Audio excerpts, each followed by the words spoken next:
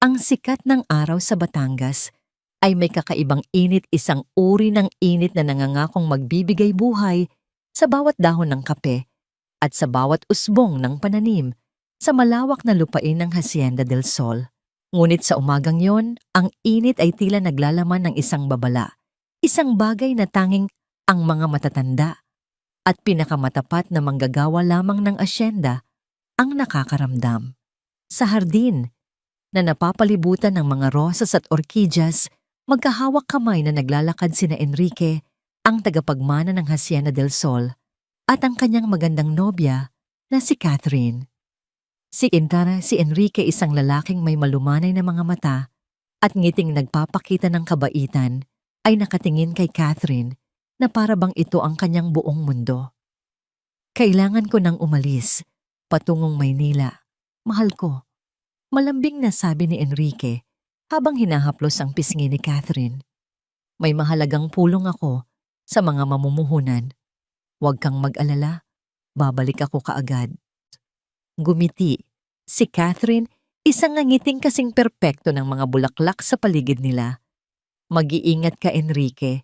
Hihintayin kita. Alam mo namang hindi buo ang araw ko kapag wala ka. Hinalikan ni Enrique ang kanyang noo, isang halik na puno ng tiwala at pagmamahal. Pagkatapos ay naglakad na siya patungo sa kanyang sasakyan, hindi na lumingon pa. Habang papalayo ang tunog ng makina, dahan-dahang nagbago ang anyo ng paraiso sa hardin. Ang perpektong ngiti sa mga labi ni Catherine ay naglaho na palitan ng isang malamig at matalim na linya. Ang kanyang mga mata na kanina'y puno ng pagsinta ay ngayoy naglalaman ng pagkainip at pagkasuklam. Sa di kalayuan isang matandang hardinero, si Mang Gregorio, ay maingat na nagdidilig ng mga halaman. Sa kanyang paggalaw, isang maliit na tilamsik ng tubig na may kasamang putik ang aksidenteng tumama sa dulo ng puting-puting sapatos ni Catherine. Hindi kumibo si Catherine, hindi siya sumigaw. Sa halip sa isang nakakakilabot na katahimikan, lumapit siya sa mesang nasa patio, kung saan may nakahandang isang pitzel ng malamig na tubig na may yelo. Walang emosyong kinuha ni Catherine ang pitzel. Ang mga butil ng hamog sa labas nito ay tila mga luhang namumuo. Naglakad siya papalapit sa matandang hardinero na nooy nakayuko at hindi namamalayan ang papalapit na panganib. Nang maramdaman ni Mang Gregorio ang anino ni Catherine, dahan-dahan siyang nag-angat ng tingin. Ang kanyang mga mata ay napuno ng takot. Pasensya na po, Senyorita Catherine, nanginginig niyang sabi. Hindi ko po sinasadya. Hindi sumagot si Catherine. Itinaas niya ang pitzel at sa harap ng ilang manggagawang natigilan sa kanilang mga gawain, dahan-dahang ibinuhos ang lahat ng laman nito, ang nagyayelong tubig at mga piraso ng yelo sa ulo ng matanda. Isang mahinang tunog ng pagkabigla ang kumawala sa mga labi ni Mang Gregorio habang binabasa ng lamig ang kanyang buhok, ang kanyang mukha at ang kanyang damit. Nanginginig siyang napayuko hindi dahil sa lamig, kundi dahil sa matinding kahihiyan. Sa susunod, bumulong si Catherine, ang kanyang boses ay kasing lamig ng yelo. Titingnan mo ang iyong dinadaanan, matanda. Pagkatapos ay tumalikod siya at naglakad pabalik sa mansyon na para bang walang nangyari, iniwan ang isang matandang lalaking basang-basa sa kahihiyan sa ilalim ng mainit na araw. Sa loob ng opisina ng asyenda, napapalibutan ng mga larawan ng kanyang mga yumaong magulang at ng mga parangal na natanggap ng Hacienda del Sol. Sa paglipas ng mga taon, hinilot ni Enrique ang kanyang sentido. Ang mga dokumento sa kanyang mesa ay nagsasabi ng isang kwentong hindi niya maibahagi kay Catherine. Ang asyenda ay lubog sa utang. Ang biglaang pagbagsak ng presyo ng kape sa pandaigdigang merkado at ang ilang masamang pamumuhunan ng kanyang ama bago ito pumanaw ay naglagay sa kanilang pamilya sa bingit ng pagbagsak. Ang pagpapakasal kay Catherine na nagmula sa isang pamilyang kilala sa kanilang yaman ay hindi lamang isang bagay ng puso para kay Enrique. Ito na rin ang kanyang tanging pag-asa. Isang katok sa pinto ang pumutol sa kanyang pag-iisip. Senyorito Enrique, Ito ang boses ni Gregorio, ang matandang katiwala na nagsilbi sa kanilang pamilya mula pa noong nabubuhay ang kanyang ina. Tuloy Gregorio. Sagot ni Enrique. Pumasok si Gregorio dala ang isang tasa ng mainit na kape. Ang kanyang mukha ay seryoso at ang mga mata niya ay may lungkot na tila bapasan niya ang bigat ng buong asyenda. Kape po ninyo, senyorito. Salamat, Gregorio. Sabi ni Enrique pilit ng ngumiti. May problema ba? Nag-atubili si Gregorio. Ang mga manggagawa po. Nag-aalala sila. Masyado daw pong mahigpit si Senyorita Catherine. Kumunot ang noo ni Enrique. Ganoon ba? Siguro'y gusto niya lang na maging maayos ang lahat para sa ating kasal. Mabuti ang kanyang intensyon. Hindi na kumontra si Gregorio, ngunit ang kanyang pananahimik ay mas malakas pa kaysa sa anumang salita. Alam niya ang nakita niya sa hardin, ngunit alam din niyang bulag ang kanyang alaga sa pag-ibig.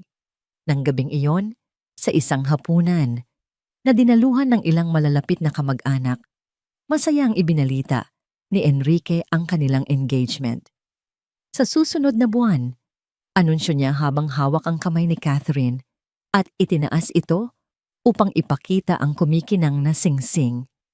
Pakakasalan ko na ang babaeng magiging ilaw at lakas ko. Sa tulong niya muli, nating itatayo ang Hacienda del Sol sa rurok ng tagumpay. Nagpalakpakan ang lahat. Si Catherine ay ngumiti ng buong tamis, isang perpektong larawan ng isang mapagmahal na nobya. Ngunit sa gilid ng silid kainan nakatayong tuwid si Gregorio. Ang kanyang mukha ay parang isang maskarang bato. Ang kanyang mga mata ay nakatutok sa babaeng alam niyang magiging dahilan ng pagbagsak ng lahat ng kanilang pinahahalagahan. Malayo sa karangyaan ng Hacienda del Sol, sa isang maliit at sira-sirang bahay sa isang liblib na baryo, isang babae ang walang tigil sa pag-ubo. Si Aling Rosario, na dati isang masiglang labandera, ay ngayoy nakaratay na lamang sa isang lumang papag. Ang kanyang katawan ay pinahihirapan ng malubhang sakit sa baga. Sa tabi niya ay nakaupo ang kanyang anak, na si Lia, isang dalagang may mga matang puno ng determinasyon sa kabila ng pagod at pag-aalala. Hinahaplos niya ang likod ng kanyang ina. Inay, uminom na po kayo ng gamot. Pakiusap ni Lia. Umiling si Aling Rosario. Wala na tayong pera, anak. Itigil mo na ang pag-aalala sa akin. Hindi, inay. Mariing sabi ni Lia habang pinipigilan ang sariling mga luha. Gagawa ako ng paraan. Kinabukasan habang nagwawalis si Lia sa kanilang bakuran, isang kartero ang huminto sa kanilang tapat. May iniabot itong isang sobrang kulay krema na may selyo ng isang pamilyar na pangalan, Hacienda del Sol. Nanginginig ang mga kamay ni Lia habang binubuksan ang sulat. Ilang linggo na ang nakalipas mula nang magbakasakali siyang mag-apply bilang katulong doon, matapos mabalitaan na nangangailangan sila ng mga bagong manggagawa. Binasa niya ang mga salitang nakasulat. Binibining Lia, ikinalulugod naming ipaalam sa iyo na ikaw ay aming tinatanggap para sa posisyon. Hindi na niya tinapos ang pagbabasa. Napaluhod siya sa lupa, hawak ang sulat sa kanyang dibdib. Ang mga luhang kanina pa niya pinipigilan ay tuluyan ng bumuhos mga luha ng pasasalamat at pag-asa. Tumingala siya sa langit pagkatapos ay tumakbo papasok sa bahay. Inay, inay. Sigaw niya, ang kanyang boses ay puno ng galak. Natanggap po ako, makakapagtrabaho na ako sa Hacienda del Sol. Maliligtas na tayo, inay. Maliligtas na tayo. Niyakap niya ang kanyang ina, hindi alintana na ang lugar na itinuturing niyang kaligtasan ay isang pugad ng kasinungalingan. At ang pag-asa na kanyang natagpuan ay ang simula lamang ng isang mapanganib na paglalakbay.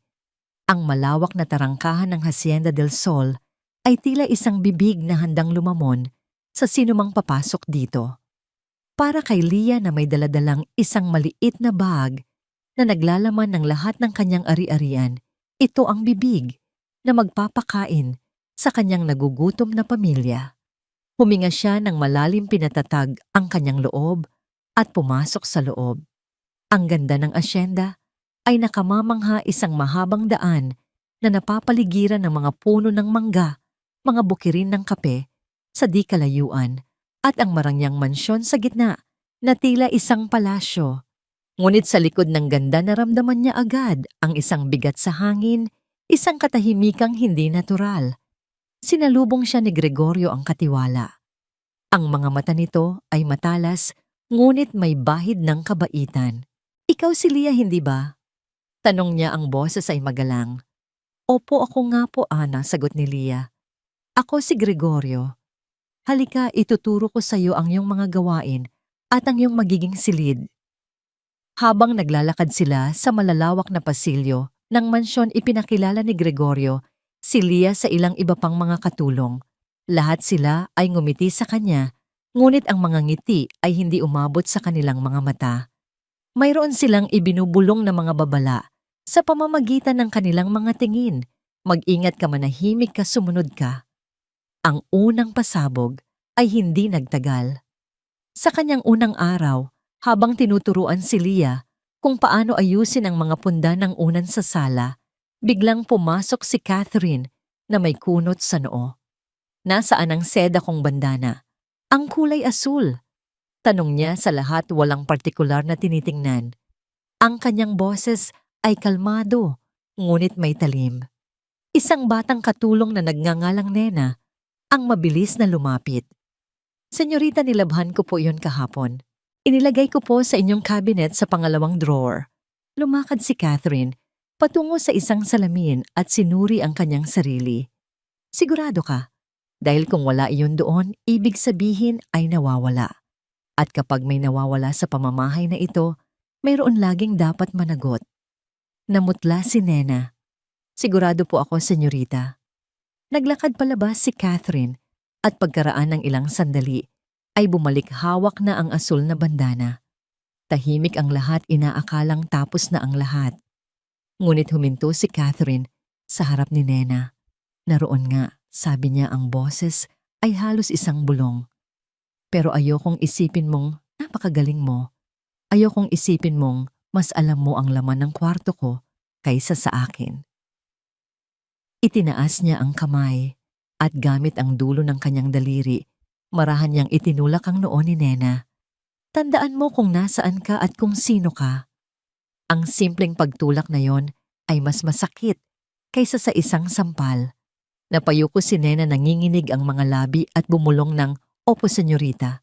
Pasensya na po." Mula sa kanyang kinatatayuan, tahimik na pinanood ni Lia ang lahat. Hindi siya kumibo, ngunit sa loob niya ang determinasyon ay nag-aapoy. Hindi ito ang lugar na kanyang inakala. Ito ay isang hawla na may gintong mga rehas. Sa mga sumunod na araw, ibinuhos ni Lia ang kanyang sarili sa trabaho. Mabilis siyang matuto. Ang kanyang paglilinis ay masusi, ang kanyang pag-aayos ay may sining, at ang kanyang kilos ay laging magalang. Napansin ito ni Gregorio. Nakita niya ang talino sa mga mata ng dalaga, isang talinong hindi nababagay sa pagiging katulong lamang. Isang hapon, habang nag-aayos si Lia ng mga bulaklak sa isang florera, lumapit si Gregorio. "Mahusay kang mag-ayos." Puna niya. "Natuto po ako sa aking ina." Mahilig po siya sa mga bulaklak, sagot ni Lia. Tumingin si Gregorio sa paligid upang tiyaking walang nakakaririnig. "Isang payo, Hija," sabi niya ng mahina. "Dito sa asyenda ang mga matang nakikinig ay mas ligtas kaysa sa bibig na nagsasalita. Marami kang makikita, marami kang maririnig. Isarili mo na lang ang mga yon kung gusto mong magtagal dito." Tumingin si Lia sa matanda, at sa unang pagkakataon, naramdaman niyang mayroon siyang kakampi. Tumango siya. "Naiintindihan ko po." Ang dalawang mukha ni Catherine ay lalong naging malinaw kay Lia. Kapag naroon si Enrique, si Catherine ay ang pinakamalambing at pinakamaalalahaning babae sa mundo. Naghahanda ito ng kape para sa kanya, inaayos ang kanyang kurbata at tumatawa sa lahat ng kanyang mga biro. Para siyang isang anghel na bumaba mula sa langit. "Mahal ko, pagod ka na yata," sasabihin ni Catherine kay Enrique habang hinihimas ang kanyang balikat. Hayaan mo't ipagluluto kita ng paborito mong sinigang.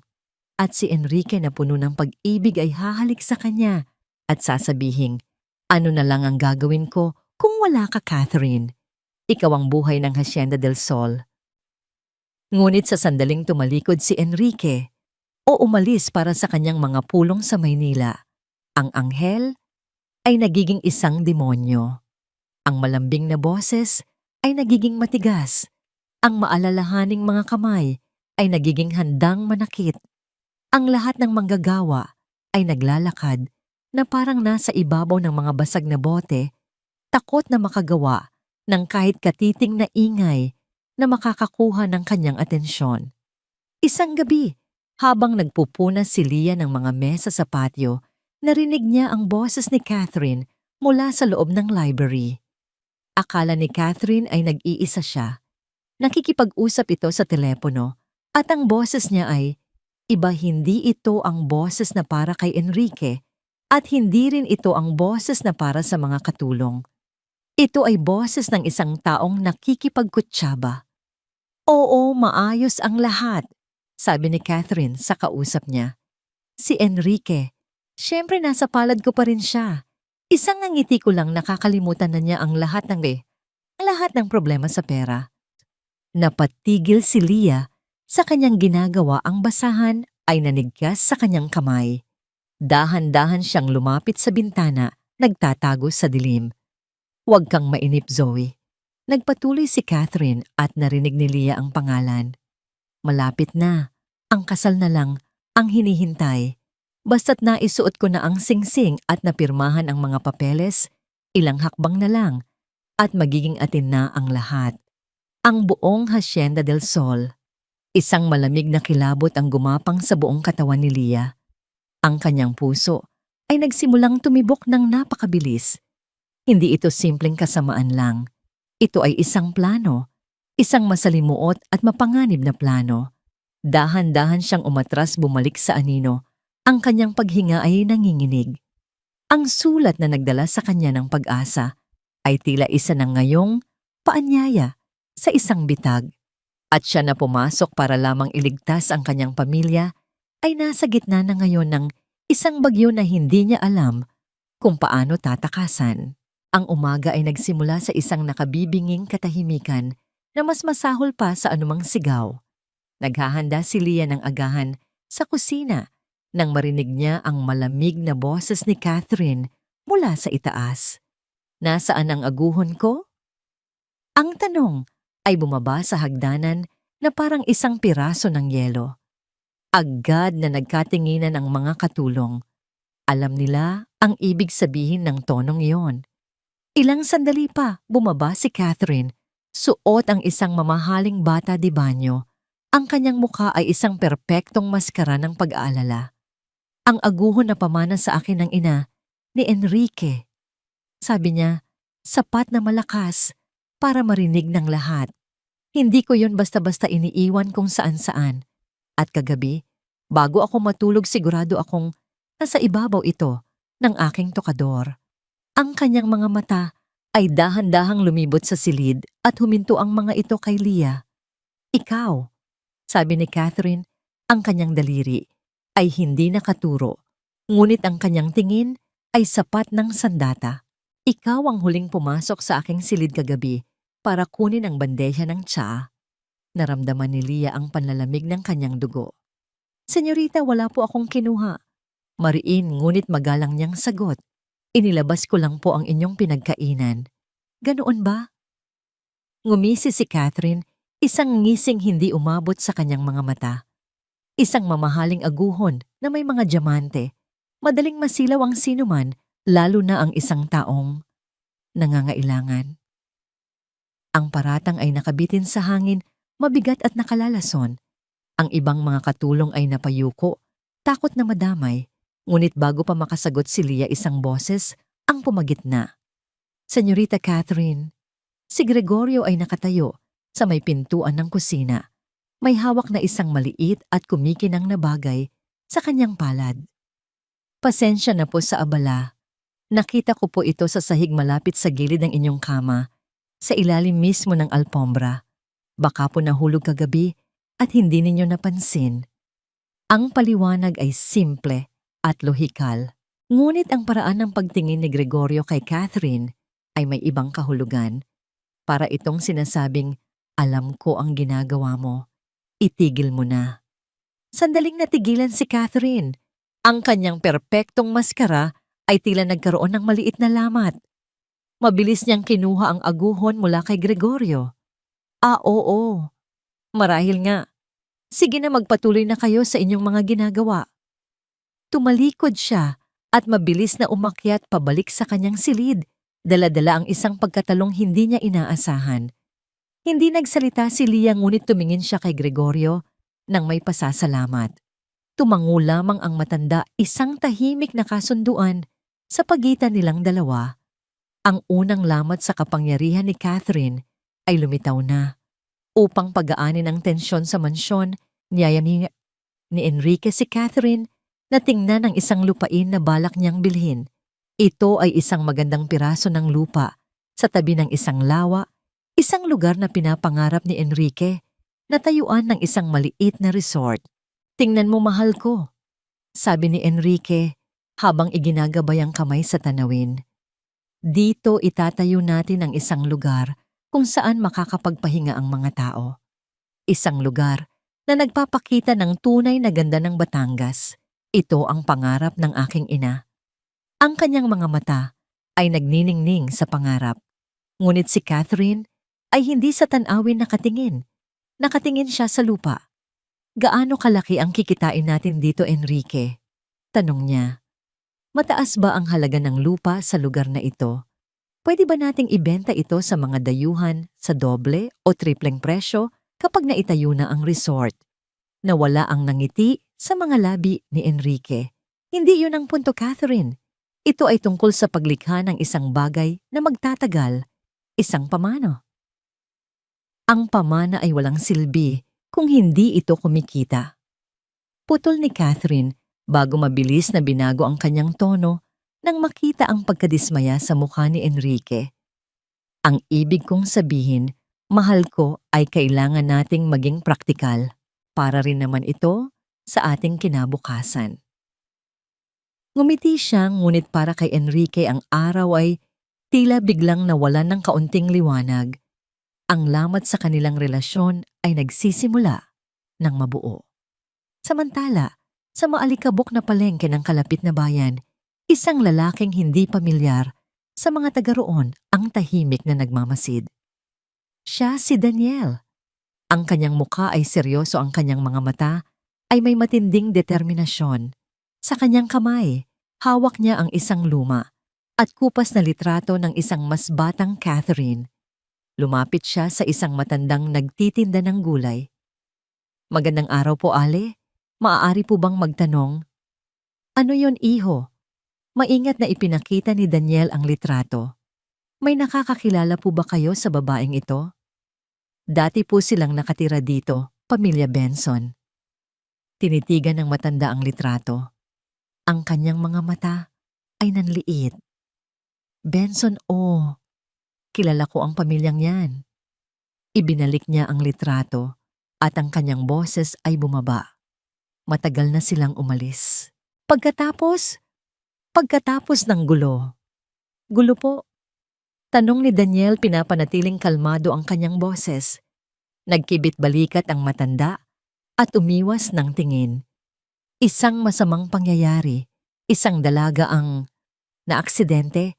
Pagkatapos nyon, bigla na lang silang nag-impake at umalis na parang mga magnanakaw sa gabi. Wala nang nakarinig pa tungkol sa kanila. Nagpasalamat si Daniel at umalis. Habang naglalakad siya palayo, ang kanyang mga kamay ay naikuyom. Isang aksidente. Iyon ang gusto nilang paniwalaan ng lahat. Ngunit alam niya ang katotohanan. At ngayon, pagkatapos ng maraming taon, nararamdaman niyang malapit na siyang makahanap ng hustisya. Pagbalik ni Enrique sa kanyang opisina, nang gabing iyon ang bigat sa kanyang dibdib, ay lalo pang tumindi. Tinitingnan niya ang mga numero sa kanyang harapan, mga utang, mga babala, mula sa bangko, mga ulat ng pagkalugi. Ang Hacienda del Sol ay parang isang higanteng unti-unting lumulubog. Biglang tumunog ang kanyang telepono. Isang pangalan ng isang malaking mamumuhunan mula sa Maynila ang lumitaw sa screen.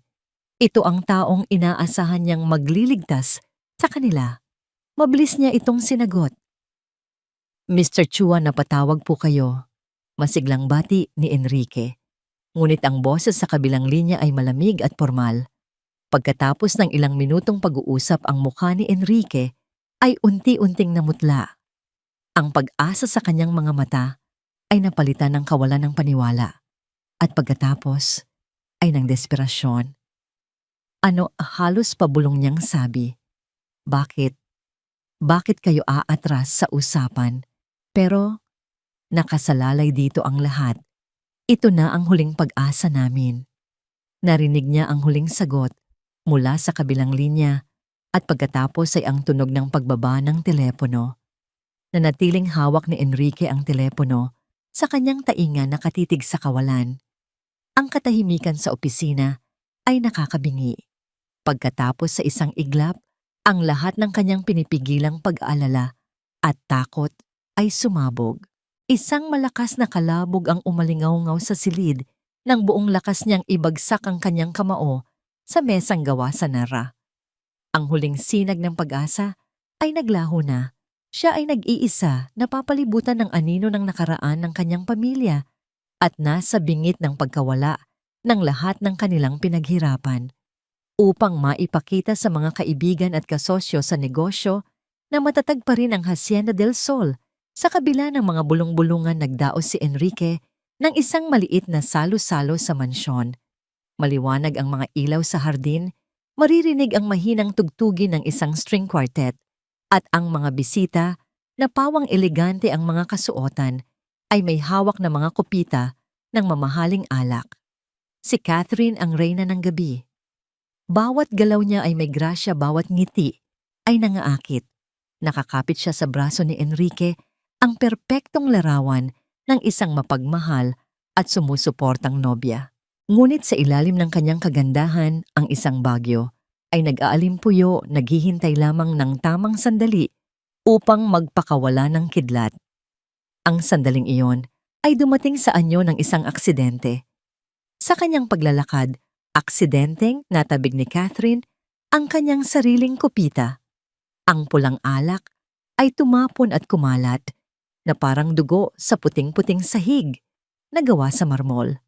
Naku po, malambing niyang sabi na may bahagyang pagkabigla sa kanyang boses. Ang clumsy ko naman. Ang mga bisita ay tumawa ng mahina, ngunit ang mga katulong ay natigilan. Alam nila ang kasunod. Tumingin si Catherine sa paligid, ang kanyang mga mata ay hinahanap ang kanyang biktima.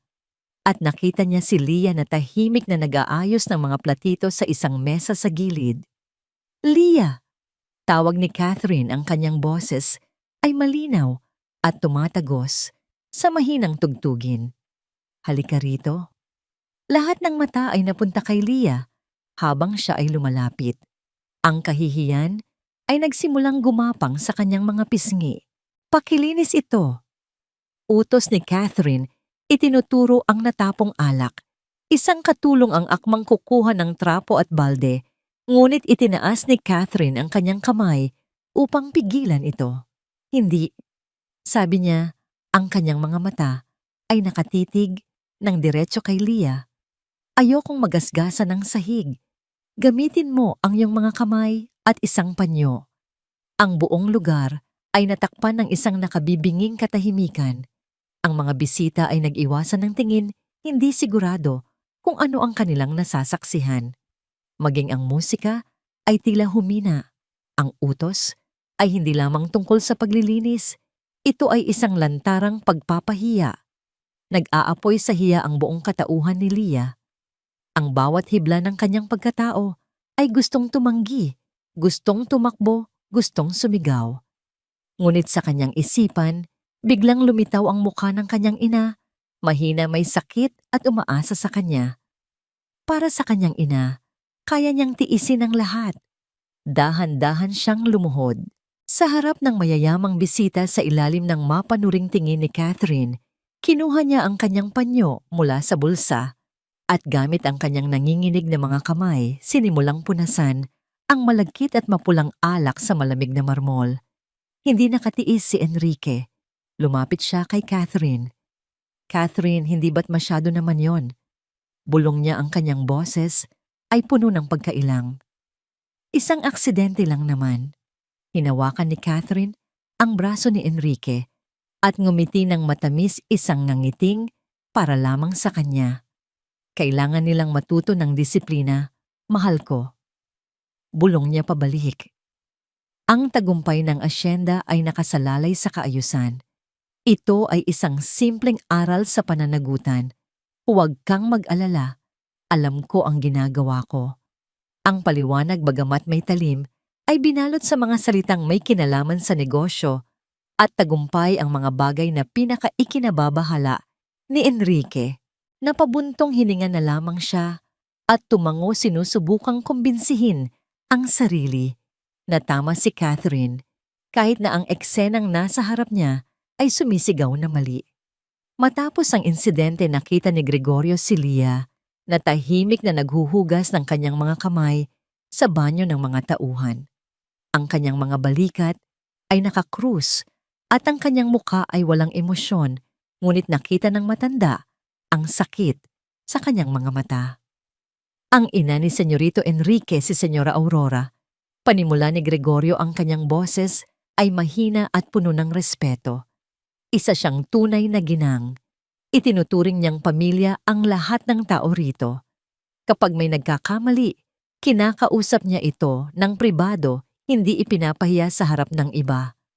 Tumingin si Lia kay Gregorio. Bakit po ninyo iyon sinasabi sa akin? Dahil gusto kong malaman mo na ang Hacienda del Sol ay hindi palaging ganito. Sagot ng matanda. At nakikita ko sa iyong mga mata ang parehong dignidad na nakikita ko noon kay Senyora Aurora. Huwag mong hayaang apakan iyon ng kahit sino. Ang mga salita ni Gregorio ay parang isang patak ng malamig na tubig sa isang tuyong lalamunan. Tumango si Lia, isang maliit na nangiti ang sumilay sa kanyang mga labi. Salamat po, Mang Gregorio. Sa parehong gabi malayo sa salo-salo, nakatayo si Daniel sa isang madilim na kalsada, nakatingin sa isang simpleng bahay. Pagkatapos ng linggong pagtatanong at paghahanap sa wakas, ay natagpuan niya ito. Ito ang bahay kung saan nakatira ngayon si Francisco Benson, ang ama ni Catherine. Hawak niya sa kamay ang isang kapirasong papel kung saan nakasulat ang address. Hindi pa siya handang kumatok. Sa ngayon, sapat nang malaman niyang natagpuan na niya ang isang dulo ng sinulid na maglalantad sa lahat.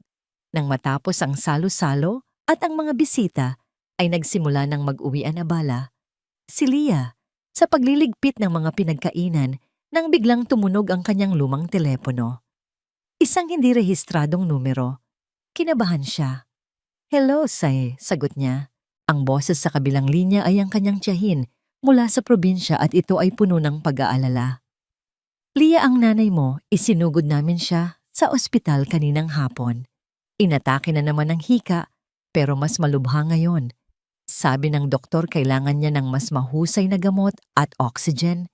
Kailangan natin ng pera, Lia. Agad-agad. Ang bawat salita ay parang isang suntok sa sikmura ni Lia. Napasandal siya sa pader, ang kanyang mga tuhod ay nanlalambot. Gagano po kalaki. Nang marinig niya ang halaga, ang mundo niya ay gumuho. Iyon ay katumbas ng ilang buwan niyang sahod.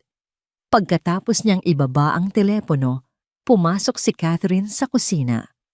Hindi niya alam ang tungkol sa tawag, ngunit ang kanyang pagdating ay may dalang sariling unos. Makinig kayong lahat. Anunsyo niya, ang kanyang boses ay malamig at opisyal. Tumingin siya sa bawat katulong isa-isa. Napansin kong nagiging pabaya na ang ilan sa inyo. Mula bukas, magkakaroon ng paglilinis ng mga tauhan. Ang mga hindi na kailangan ay aalisin na. Ang kanyang mga mata ay huminto at tumitig kay Lia ng ilang segundo. Sa titig na yon malinaw ang mensahe, ikaw ang uunahin ko. Nakatayo si Lia sa gitna ng kusina, ang bigat ng buong mundo ay nasa kanyang mga balikat. Sa isang panig ang kanyang inang nag-aagaw buhay. Sa kabilang panig ang banta ng pagkawala ng trabahong siyang tanging pag-asa nila. Ang paparating na sigwa ay hindi na lamang isang babala. Ito ay narito na at siya ay nasa pinakasentro nito. Ang sinag ng araw kinabukasan ay tila mas maputla na parang pati ang kalikasan ay nagpipigil ng hininga para sa paparating na unos. Ang tensyon sa loob ng mansyon ay halos nahihipo. Ang mga katulong ay kumikilos nang may labis na pag-iingat ang kanilang mga galaw. Ay halos walang tunog na parang mga aninong takot na mapansin. Si Catherine ay nasa kanyang pinakamasamang kalagayan. Ang pag-atras ng mamumuhunan ay nagdulot ng matinding stress kay Enrique at ang stress na yon ay ipinapasa niya kay Catherine. Bukod pa rito ang kanyang pinsan na si Zoe ay walang tigil sa pagtawag tinatanong kung kailan niya makukuha ang perang ipinangako. Si Catherine ay parang isang bombang orasan na malapit ng sumabog at naghahanap lamang siya ng dahilan. Ang dahilan ay dumating sa anyo ng isang nawawalang pulseras na diamante, isang regalong ibinigay sa kanya ni Enrique. Nasaan ito? Ang sigaw ay umalingaw-ngaw mula sa ikalawang palapag, sapat na upang mapatigil ang lahat sa kanilang ginagawa. Ilang sandali pa bumaba si Catherine. Sa hagdanan ang kanyang mukha ay namumula sa galit. Ang kanyang mga mata ay parang mga apoy na nagliliyab. Ang pulseras ko. Sigaw niya, ang kanyang boses ay nanginginig sa galit. Ang huling nagsilbi ng kape sa aking kwarto kagabi, sino yon? Walang nagsalita. Ang mga katulong ay napayuko, bawat isa ay nagdarasal na hindi siya ang ituturo. Sino? Umulit si Catherine, mas malakas ngayon. Si Gregorio ay humakbang pasulong. Senyorita, baka naman po na ilagay ninyo sa "Huwag mo akong pagsabihan kung saan ko inilalagay ang aking mga gamit matanda." Putol ni Catherine sa kanya. Ang kanyang tingin ay lumibot, naghahanap ng mapagbubuntunan at ang kanyang mga mata ay dumapo kay Leah na tahimik na nag-aayos ng mga libro sa isang estante. Isang masamang ngiti ang sumilay sa mga labi ni Catherine. Siyempre, ang bagong paborito. Naglakad siya papalapit kay Leah. Ang bawat hakbang ay mabigat at puno ng banta. Ang ibang mga katulong ay dahan-dahang umatras na parang mga hayop na umiiwas sa isang mandaragit. Ikaw, sabi ni Catherine, ang kanyang boses ay mapanganib na bumaba. Nakita kitang nakatingin sa pulseras na yon kahapon. Huwag kang magkaila. Gusto mo ba yon? Inisip mo bang ibenta para sa iyong naghihirap na pamilya? Naramdaman ni Leah ang pag-akyat ng dugo sa kanyang mukha. Pinanatili niyang kalmado ang kanyang boses. Senyorita, hindi ko po magagawa iyon. Sinungaling, sigaw ni Catherine. Ang kanyang kontrol ay tuluyan nang nawala. Itinulak niya ang isang florera mula sa isang maliit na mesa. Isang malakas na tunog ng pagkabagsak ng porselana ang narinig kasabay ng pagsabog ng tubig at mga bulaklak sa sahig. Lahat kayo dito ay mga magnanakaw.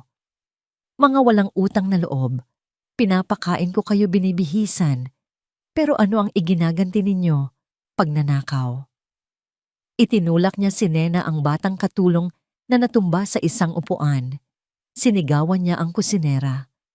Ang kanyang galit ay isang buhawi na sumisira sa lahat ng madaanan. At pagkatapos, muli siyang bumaling kay Leah. Ikaw ang may kasalanan ng lahat ng ito, sabi ni Catherine, hinahabol ang kanyang hininga. Mula nang dumating ka rito, nagkaroon na ng problema. Ikaw ang nagdala ng kamalasan. Humakbang siya nang napakalapit kay Leah. Ang kanilang mga muka ay ilang pulgada na lamang ang pagitan. Aamin ka ba o hindi? Wala po akong aaminin dahil wala po akong kasalanan. Matatag na sagot ni Leah. Ang takot ay naroon, ngunit ang kanyang dignidad ay mas malakas. Ang sagot na yon ang tuluyang nagpasabog kay Catherine. Ang pagtanggi ni Leah na yumuko ay isang direktang insulto sa kanyang kapangyarihan. walang galang. Sigaw niya ang kanyang muka ay naging pangit sa galit. Sa isang mabilis at marahas na kilos, itinaas ni Catherine ang kanyang kanang kamay. Ang kanyang palad ay nakabukas at handang dumapo sa pisngi ni Leah. Ang oras ay tila bumagal. Ang ibang mga katulong ay napapikit o napalingon sa ibang direksyon. Si Gregorio ay napahakbang ngunit huli na ang lahat. Ang sampal ay parating na, ngunit hindi ito dumapo. Sa huling sandali sa isang kilos na puno ng tahimik na pagsuway, itinaas ni Leah ang kanyang sariling kamay. Hindi niya sinangga ang sampal. Sa halip ang kanyang mga daliri ay mabilis at tiyak na sumara sa palapulsuhan ni Catherine. Pinipigilan ito sa ere ilang pulgada lamang mula sa kanyang mukha. Ang buong mansyon ay natigilan. Ang tanging maririnig ay ang paghahabol ng hininga ni Catherine. Ang kanyang mga mata ay nanlaki sa hindi makapaniwalang pagtingin, una sa kamay ni Leah na nakahawak sa kanya, pagkatapos ay sa mga mata ni Leah. Ang kanyang braso na karaniwang naghahatid ng takot ay ngayon ay hawak ng mahigpit, hindi makagalaw. Ang mga mata ni Leah ay hindi galit. Hindi rin sila takot. Sila ay kalmado, matatag at hindi natitinag.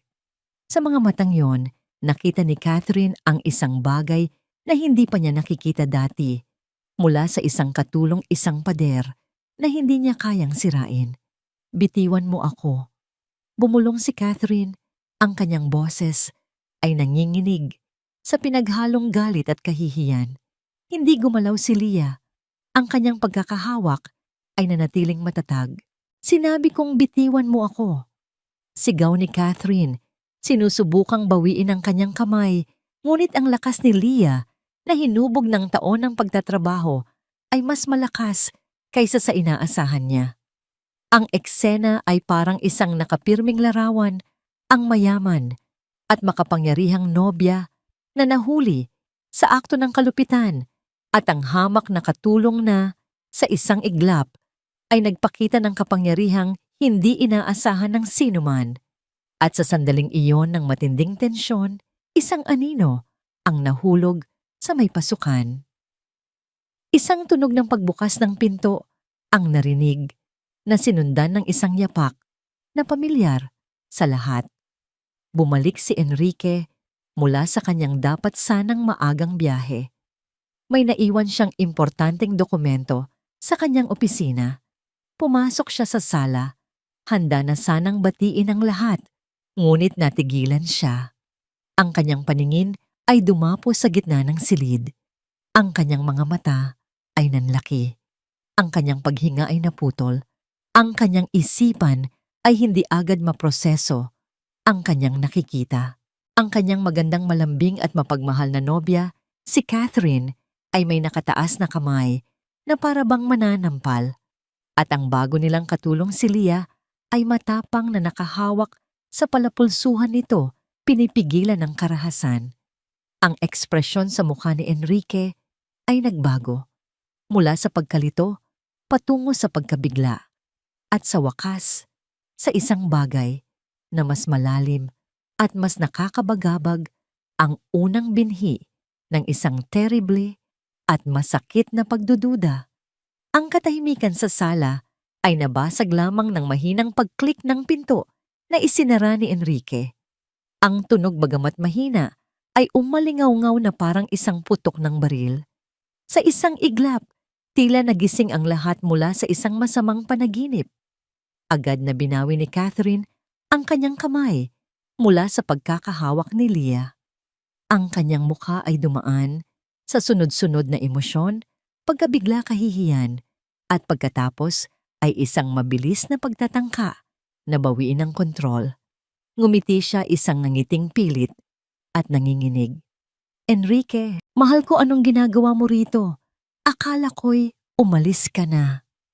Ang kanyang boses ay pilit na pinatatag, ngunit may bahid ng takot. Hindi ngumiti si Enrique.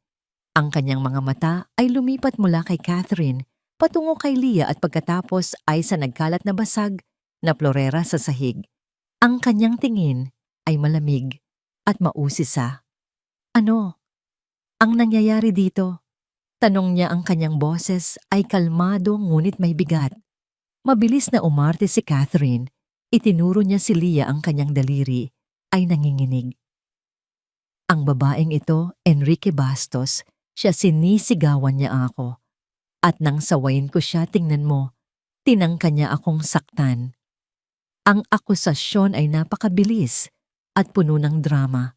Ngunit sa pagkakataong ito, ang mga salita ay tila walang bigat. Nakita ni Enrique ang eksena. Nakita niya kung kaninong kamay ang nakataas. Tumingin si Enrique kay Leah na ngayon ay nakayuko ang kanyang puso, ay malakas na kumakabog. Leah, totoo ba yon? Umiling si Leah nang hindi nag-aangat ng tingin. Hindi po, senyorito. Halos pabulong niyang sagot. Hindi ko po kayang gawin iyon. Ang simple at tahimik na pagtanggi ni Leah ay mas kapani-paniwala kaysa sa madramang pagsasalita ni Catherine. Sa unang pagkakataon, nakita ni Enrique ang lamat sa perpektong imahe ng kanyang nobya. Naalala niya ang insidente sa party, ang mga babala ni Gregorio, ang mga maliliit na bagay na pinili niyang huwag pansinin. Ang mga ito ay nagsama-sama ngayon sa kanyang isipan, bumubuo ng isang nakakabahalang larawan. Bakit mo siya sasampalin, Catherine? Tanong ni Enrique, ang kanyang tingin ay nakapako na ngayon sa kanyang nobya. Natigilan si Catherine. Dahil ninakaw niya ang pulseras ko, ang bigay mo sa akin. At nasaan ang ebidensya? Tanong ni Enrique, ang kanyang boses ay tumataas na. Sino ang nakakita? O hinusgahan mo na lang siya kaagad? Isang malakas na pagtatalo ang sumiklab sa pagitan nilang dalawa sa harap ng lahat ng mga katulong. Si Catherine ay nagsisigaw ng mga akusasyon habang si Enrique ay nagsimulang magtanong ng mga bagay na matagal na dapat niyang itinanong. Ang tabing na nagtatakip sa kanilang perpektong relasyon ay nagsimulang yumanig ng malakas. Hindi mo ako pinaniniwalaan. Sigaw ni Catherine, ang kanyang mga mata ay puno na ng luha ng pagkagalit. Mas pinaniniwalaan mo pa ang isang hamak na katulong kaysa sa iyong mapapangasawa. Ang pinaniniwalaan ko ay ang nakita ng aking mga mata. Sagot ni Enrique, ang kanyang pasensya ay ubos na. Sa gitna ng kanilang sigawan, isang sasakyan ang mabilis na pumarada sa harap ng mansyon. Isang lalaking may edad na maputla ang muka at puno ng pawis ang noo ang nagmamadaling bumaba. Siya si Francisco Benson, ang ama ni Catherine. Hindi siya kumatok. Pumasok siya ng dire-diretso sa loob, ang kanyang muka ay nagpapakita ng matinding pagkataranta. Catherine, Enrique. Tawag niya, ang kanyang boses ay nanginginig. Natigil ang pagtatalo. Lahat ay napatingin sa bagong dating. Daddy, anong ginagawa mo dito? Tanong ni Catherine, ang kanyang galit ay napalitan ng pagkalito at takot. Hindi pinansin ni Francisco ang kanyang anak. Lumapit siya ng diretso kay Enrique. Ang kanyang mga mata ay puno ng isang bagay na hindi maintindihan ni Enrique, isang halo ng takot at pagsisisi. Senyorito Enrique, sabi ni Francisco halos hindi makahinga, kailangan nating mag-usap. Ngayon din. Tungkol ito sa isang bagay na may kinalaman sa buhay at kamatayan. Kumunot ang noo ni Enrique. Anong ibig ninyong sabihin? Nilingon ni Francisco ang kanyang anak, ang kanyang mga mata ay nagsusumamo. Catherine, bakit hindi mo sinabi sa kanya? Bakit mo itinago? Lalong namutla si Catherine. Umatras siya ng isang hakbang. Daddy, ano bang sinasabi mo? Huwag ngayon. Huwag dito. Ngunit hindi nakinig si Francisco. Tumingin siyang muli kay Enrique. Kailangan mong malaman ang katotohanan, iho. Sabi niya, ang kanyang boses ay basag, bago pa mahuli ang lahat. Anong katotohanan? Mariing tanong ni Enrique. Ang kanyang pagdududa ay lalo pang lumalalim. Si Catherine ay sumugod sa kanyang ama. Hinawakan ang braso nito. Daddy, pakiusap, tumahimik ka na. Huwag mong sirain ang lahat. Ngunit si Francisco ay tila isang taong nagising mula sa isang mahabang pagkakatulog. Inalis niya ang kamay ng kanyang anak. Ang kanyang mukha ay puno ng sakit at pagod. Hindi ko na kayang manahimik pa, Catherine, sabi niya. Hindi na pagkatapos kong malaman na may isang taong naghahanap sa'yo. Isang taong mula sa nakaraan. Tumingin si Francisco kay Enrique, ang kanyang mga mata ay puno ng bigat ng isang lihim na matagal nang kinikimkim. Kailangan mong malaman ang katotohanan tungkol sa nakaraan ng aking anak. Sabi niya, ang kanyang boses ay nanginginig ngunit malinaw. Tungkol sa isang dalagang nagngangalang Ana. Sa pagbanggit ng pangalang iyon, isang nakabibinging katahimikan ang bumalot sa silid. Ang mukha ni Catherine ay nawala ng lahat ng kulay na para bang nakakita siya ng isang multo. Siya ay napasandal sa pader, ang kanyang mga tuhod ay nangihina. Ang yumanig na tabing ay hindi na lamang yumanig. Ito ay tuluyan ng napunit. At sa likod nito, isang madilim na nakaraan ang nagsisimula nang magpakita.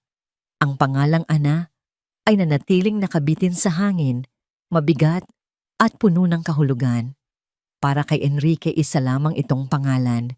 Ngunit para kay Catherine, ito ang tunog ng kanyang pinakamalaking kasalanan, isang multong matagal na niyang tinatakbuhan. Daddy, pakiusap. Halos hindi marinig na pakiusap ni Catherine, ang kanyang boses ay basag at puno ng desperasyon. Tumigil ka na. Ngunit si Francisco ay tila hindi na siya naririnig. Ang kanyang atensyon ay nakatuon na lamang kay Enrique na para bang sa pag-amin niya ng katotohanan, siya mismo ay makakahanap ng kapatawaran. Sino si Ana? Mariing tanong ni Enrique, ang kanyang mga mata ay hindi inaalis kay Francisco. Ngunit ang tanong ay malinaw na para rin kay Catherine. Huminga ng malalim si Francisco, isang hiningang naglalaman ng bigat ng maraming taon ng pagsisisi. Si Ana ay isang dalagang katulad ni Leah. Panimula niya ang kanyang tingin ay bahagyang dumapo sa nakayukong si Leah. Nagsilbi siya sa aming pamilya, sa dati naming bayan. Masipag siya, mabait at may pangarap. Bawat salita ni Francisco ay parang isang martilyong pumupukpok sa pundasyon ng mundo ni Enrique. Isang araw, nagpatuloy si Francisco, ang kanyang boses ay nanginginig sa alaala na wala ang isang kwintas ni Catherine. Isang mamahaling kwintas, katulad ng nangyari kanina. Agad niyang pinagbintangan si Ana. Napapikit si Catherine, ang kanyang mga kamay ay nakatakip sa kanyang mga tainga na para bang kaya niyang pigilan ang paglabas ng mga salita. Pero hindi lang iyon. Sabi ni Francisco, ang mga luha ay nagsisimula ng mamuo sa kanyang mga mata. Hindi siya nakontento sa pagbibintang. Sa harap ng aming mga bisita, ipinahiya niya si Ana, sinigawan, tinulak, at sinampal niya ng paulit-ulit. Isang kolektibong paghinga ng pagkagulat ang narinig mula sa mga katulong. Si Enrique ay nanigas sa kanyang kinatatayuan.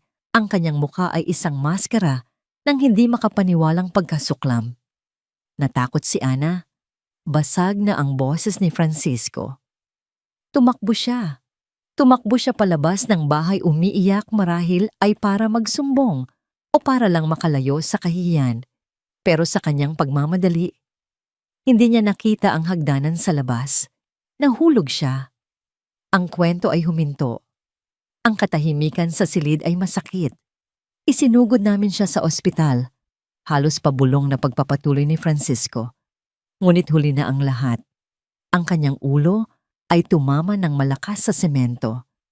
Hindi na siya nagising. Sa puntong yon, isang malakas na hikbi ang kumawala mula kay Catherine. Siya ay napaupo sa sahig, ang kanyang katawan ay nanginginig ng walang tigil. Isang aksidente lang yon. Sigaw niya sa pagitan ng kanyang mga hikbi. Hindi ko sinasadya, bata pa ako noon. Hindi ko alam. Tumingin si Francisco sa kanyang anak na may halong awa at sakit. Maaring hindi mo sinasadyang mamatay siya, Catherine. Ngunit sinadya mong saktan siya. Sinadya mong ipahiya siya. At ang resulta ng iyong galit ay isang buhay na nawala. Ang buong katotohanan ay lumabas na brutal at hindi maikakaila. Ang babaeng pakakasalan ni Enrique, ang babaeng inakala niyang perpekto, ay may anino ng kamatayan sa kanyang nakaraan. Ang kanyang pagiging malupit sa mga katulong ay hindi na lamang isang simpleng kasamaan, ito ay isang mapanganib na padraw, isang sakit na hindi pa gumagaling.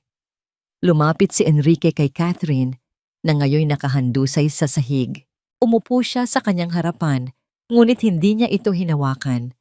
Ang kanyang boses, nang siya'y magsalita, ay halos hindi na niya makilala. Isang boses na walang emosyon, patay. Bakit? Bakit hindi mo sinabi sa akin? Tumingala si Catherine. Ang kanyang muka ay basang-basa ng luha at makeup. Dahil natakot ako, Enrique. Natakot akong iwan mo ako kapag nalaman mo, mahal kita. Pagmamahal. Umalingaw-ngaw ang salita sa silid, mapait at walang laman. Ganito ba ang pagmamahal? Catherine, ang manakit ng ibang tao, ang magtago ng ganito kalaking lihim. Bago pa makasagot si Catherine, isang katulong ang nagmamadaling pumasok mula sa labas. Senyorito Mang Gregorio, tawag niya, hingal na hingal. May isang lalaki po sa tarangkahan, nagpipilit pumasok. Hinahanap niya si Senyorita Catherine. Lahat ay natigilan. Isang malamig na kaba ang gumapang sa silid. Sino siya? Tanong ni Enrique. Hindi po niya sinabi ang kanyang buong pangalan. Sagot ng katulong. Pero sabi po niya, siya daw po si Daniel. Sa pagkarinig ng pangalan si Francisco, ay napahawak sa kanyang dibdib na parang inatake sa puso. Ngunit ang reaksyon ni Catherine ang pinakanakakakilabot. Ang kanyang pag-iyak ay biglang natigil. Ang kanyang muka ay nawalan ng lahat ng dugo at napalitan ng purong walang halong takot. Tumingala siya kay Enrique, ang kanyang mga mata ay nanlalaki sa sobrang sindak. Huwag, bulong niya. Huwag ninyo siyang papasukin. Pakiusap, Enrique, huwag. Bakit? Tanong ni Enrique, bagamat sa loob niya alam na niya ang sagot. Ang alingaw-ngaw ng nakaraan ay hindi na lamang isang kwento. Ito ay naging isang taong may laman at dugo na katayo sa kanilang tarangkahan at handa ng maningil. Huminga ng malalim si Gregorio at sa kanyang mga mata, nakita ni Leah ang isang desisyon. Papasukin natin siya, mariing sabi ng matandang katiwala. Ano man ito, kailangan ng matapos ngayon. Sumunod sa utos ni Gregorio, dahan-dahang binuksan ng gwardiya ang malaking tarangkahan. Ang bawat pag-ikot ng bisagra ay may tunog na parang isang hudyat, ang pagbubukas ng pinto sa isang nakaraang matagal nang ibinaon. Isang lalaki ang pumasok sa mansyon. Siya si Daniel. Ang kanyang damit ay simple, medyo maalikabok mula sa biyahe, ngunit ang kanyang tindig ay tuwid at matatag. Hindi siya tumitingin sa karangyaan ng paligid. Ang kanyang mga mata ay may iisang layunin. Nang huminto siya sa may pasukan ng sala, agad niyang natagpuan ang kanyang hinahanap. Ang kanyang tingin ay dumapo kay Catherine na nakaupo pa rin sa sahig nanginginig. Isang malamig na kuryente ang tila dumaloy sa silid. Ang hangin ay naging mas mabigat, mas siksik. Walang nagsalita. Ang tanging maririnig ay ang mabibigat na paghinga at ang malalakas na tibok ng puso. Naglakad si Daniel papasok. Bawat hakbang niya ay may bigat, bawat yapak ay isang akusasyon. Huminto siya sa gitna ng sala. Ilang talampakan lamang ang layo mula kay Catherine. Catherine Benson, sabi niya. Hindi ito isang tanong, ito ay isang pahayag. Ang kanyang boses ay kalmado, ngunit sa ilalim ng kalmadong yon ay isang karagatan ng sakit at galit na pinigilan sa loob ng maraming taon. Naaalala mo pa ba ako? Hindi makasagot si Catherine. Napailing na lamang siya, ang kanyang mga mata ay puno ng takot. Tumingin si Daniel sa paligid, sa mga mamahaling muebles, sa mga naglalakihang painting sa pader.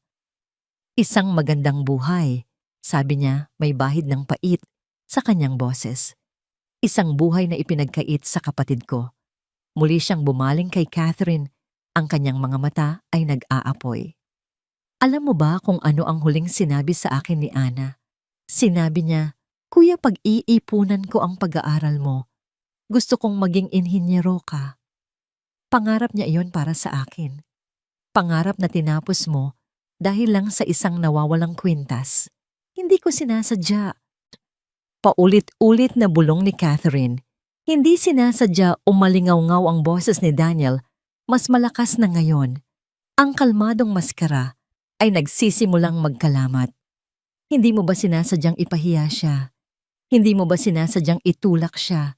Hindi mo ba sinasadyang sampalin siya hanggang sa mawalan siya ng balanse? Bawat tanong ay isang dagok na lalong nagpabaon kay Catherine sa kanyang kinaupuan. Si Enrique, na kanina pa tahimik na nagmamasid, ay humakbang pasulong.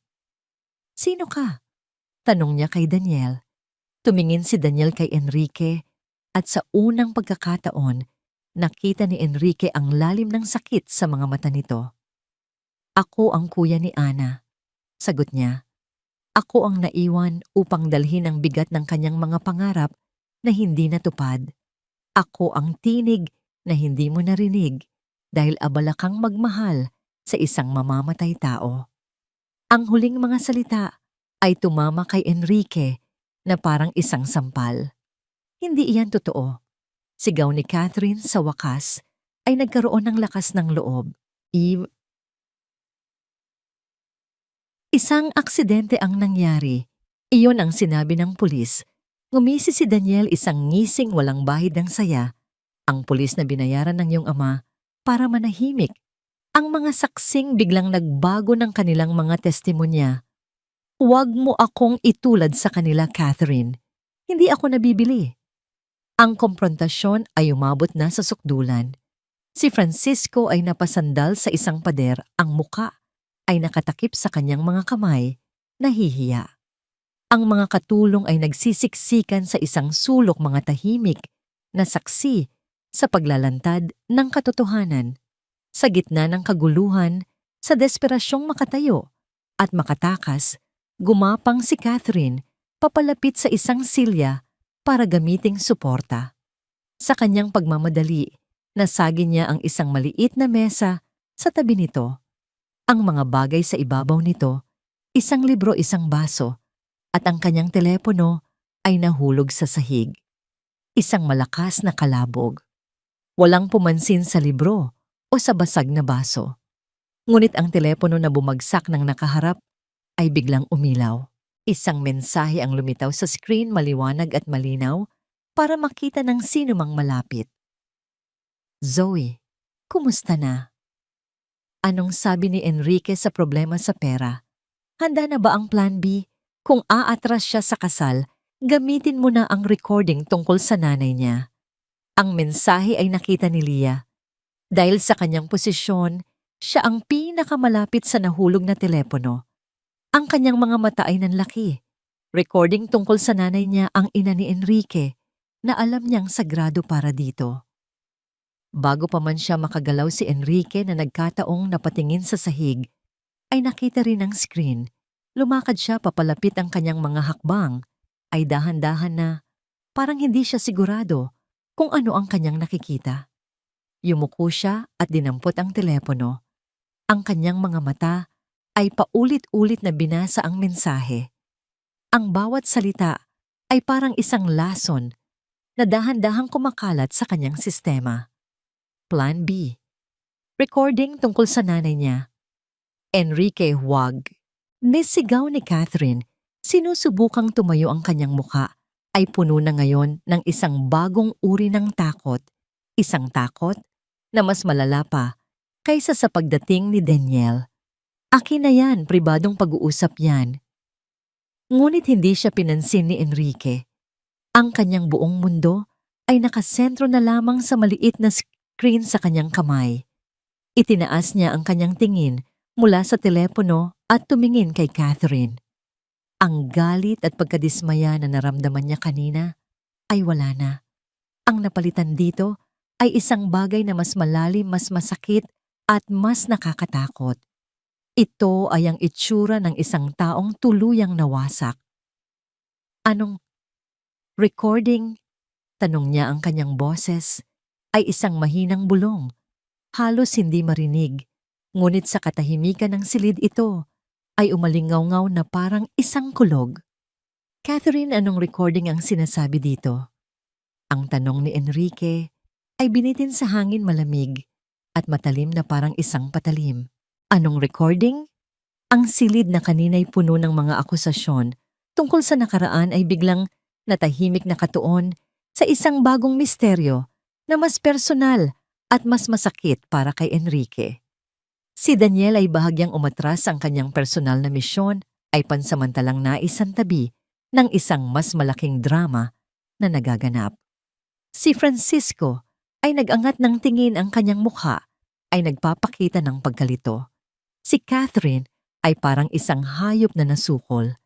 Ang kanyang mga mata ay mabilis na lumilipat-lipat mula sa telepono sa kamay ni Enrique patungo sa mga mukha ng lahat ng taong nakatingin sa kanya. Wala na siyang matatakbuhan. Wala yan, Enrique. Sabi niya pilit na tumatawa, isang tunog na basag at puno ng desperasyon. Nagbibiruan lang kami ni Zoe. Alam mo naman yon, mahilig mag-imbento ng mga kwento. Huwag mo akong gawing tanga, Catherine.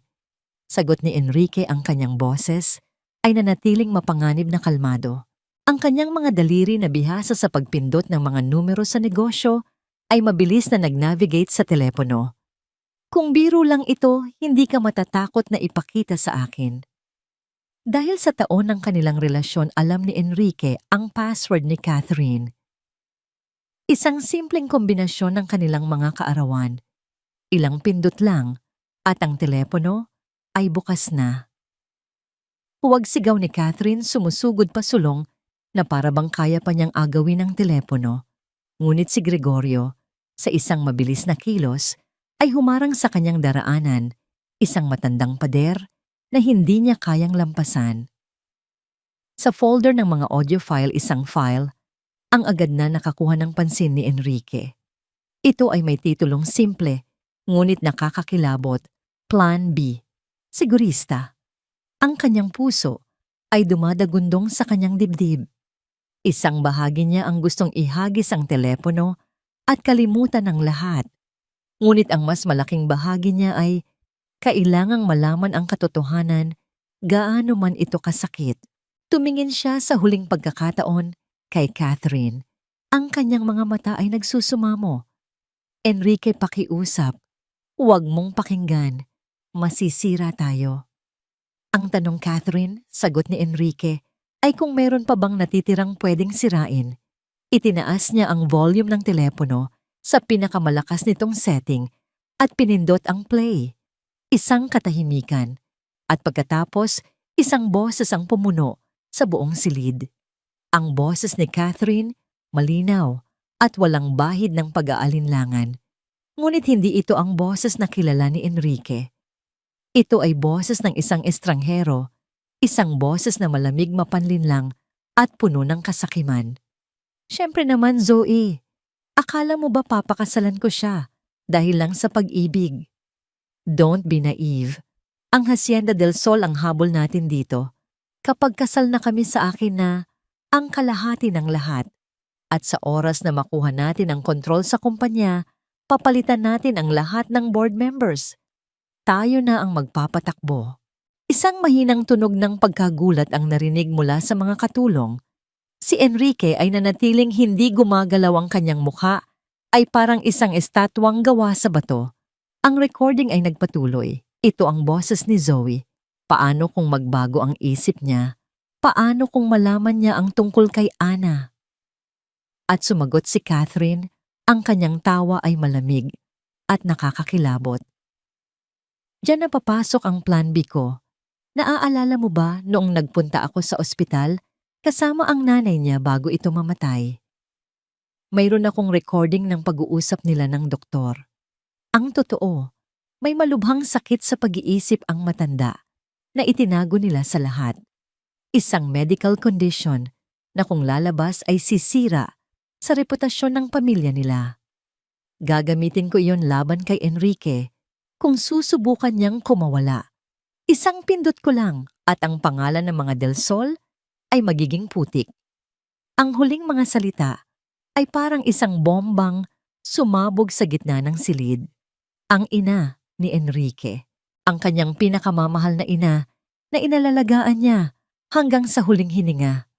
Ang alaala nito na itinuturing niyang sagrado ay ginamit na parang isang baraha sa isang maruming laro. Ang telepono ay nahulog mula sa nanginginig na kamay ni Enrique, ngunit wala nang may pakialam. Ang pinsala ay nagawa na. Ang katotohanan sa buo nitong kahubaran ay nakatayo na ngayon sa kanilang harapan. Ang babaeng mahal niya ay hindi lamang isang malupit na tao na may madilim na nakaraan. Siya ay isang ahas, isang manloloko, isang taong handang gamitin ang pinakasagradong alaala para lamang sa pera at kapangyarihan. Sa wakas, isang luha ang pumatak mula sa mata ni Enrique. Pagkatapos ay isa pa. Hanggang sa ang kanyang mga balikat ay nagsimulang manginig. Hindi siya sumigaw, hindi siya nagwala. Tumayo lamang siya doon sa gitna ng kanyang naguhong mundo at tahimik na umiyak. Ang pag-iyak ng isang taong tuluyan nang nawalan ng lahat. Sa gitna ng lahat ng ito, sa gitna ng panloloko at kasakiman, isang tao ang lumapit sa kanya. Hindi ito si Gregorio, hindi ito ang kanyang ama. Si Lia ang katulong na kanyang pinagdudahan, ang katulong na hinamak ng lahat, ang siyang lumapit. Hindi siya nagsalita. Nag-abot lamang siya ng isang panyo. Isang simpleng alok ng kaginhawaan sa isang taong nasa gitna ng pinakamatinding sakit. Habang ang lahat ay nakatingin sa nagaganap na trahedya, si Catherine, na alam na wala na siyang kawala, ay nagpakawala ng isang huling desperadong sigaw. Kasalanan ninyong lahat ito. Sigaw niya itinuturo ang lahat. Kung hindi lang kayo naghihirap, hindi ko sana kailangang gawin ito. Kung mayaman lang sana ako, hindi ko na sana kailangang maging ganito. Ang kanyang mga salita ay walang saysay, walang bigat. Ngunit bago pa siya makapagsalita muli, isang kalmadong boses ang pumutol sa kanya.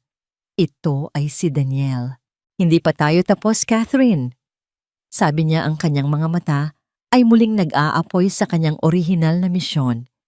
Ang panloloko mo sa kanya ay isang bagay, ngunit ang pagkamatay ng kapatid ko ay isa pa. Tumingin siya kay Enrique na ngayon ay dahan-dahang nagpupunas ng kanyang mga luha.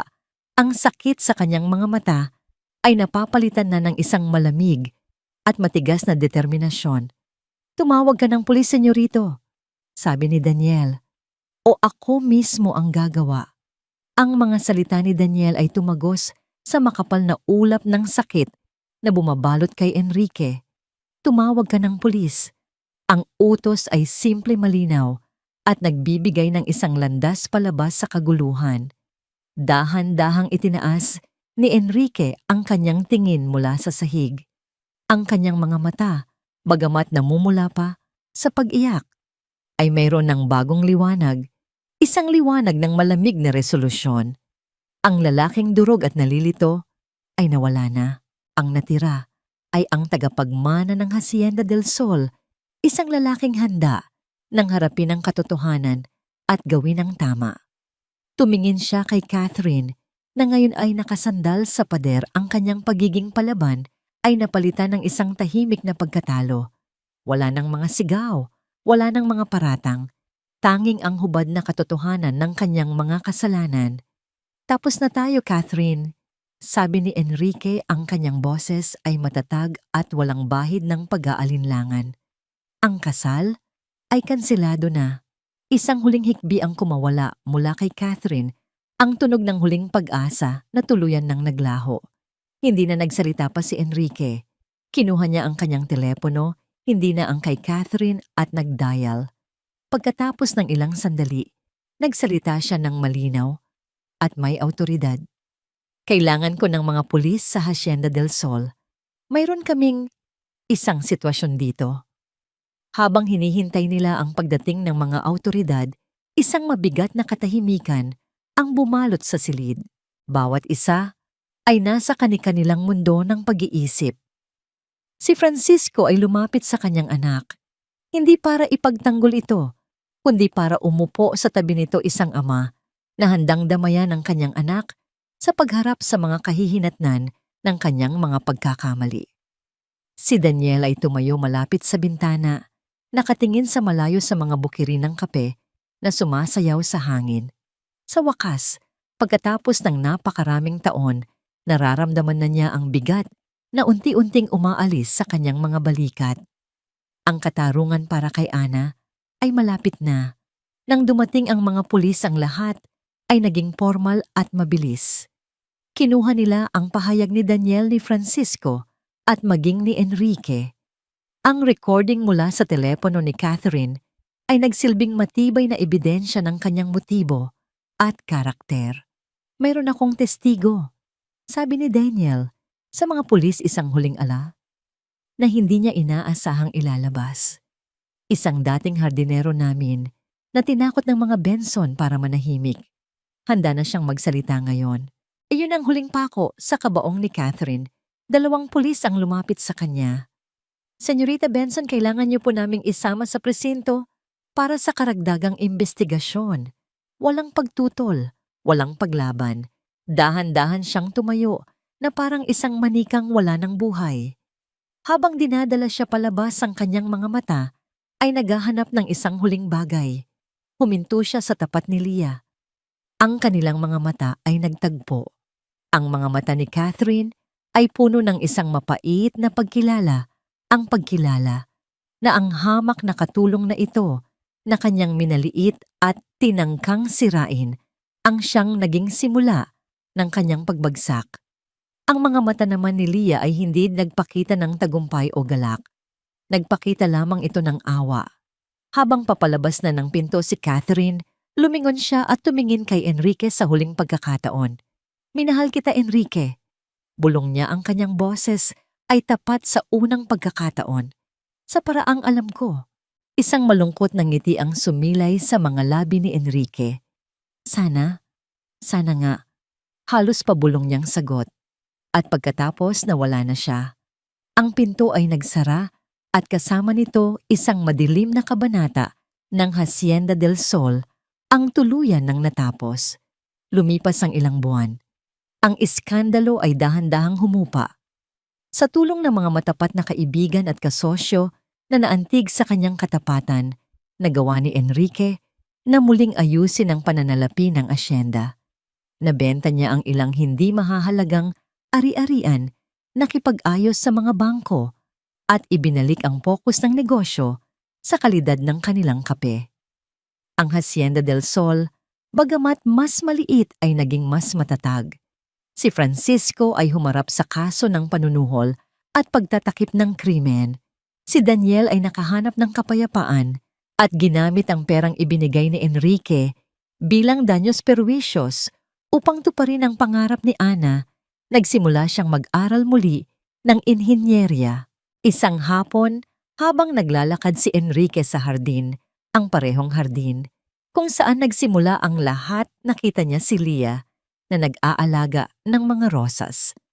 Ang mga kamay nito, na minsan niyang nakitang nagpupunas ng alak sa sahig, ay ngayon ay maingat na nag-aalis ng mga tuyong dahon sa mga bulaklak. Lumapit siya. Leah! Nag-angat ng tingin si Leah at ngumiti.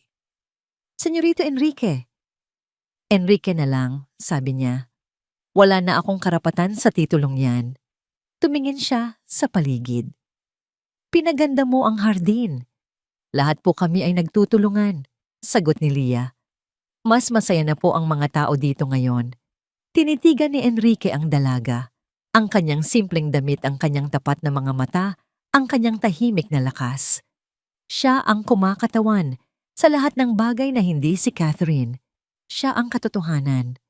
Alam mo, Leah pa, sabi ni Enrique, sa gitna ng lahat ng kasinungalingan, ikaw ang nag-iisang taong hindi natakot na ipakita kung sino ka talaga.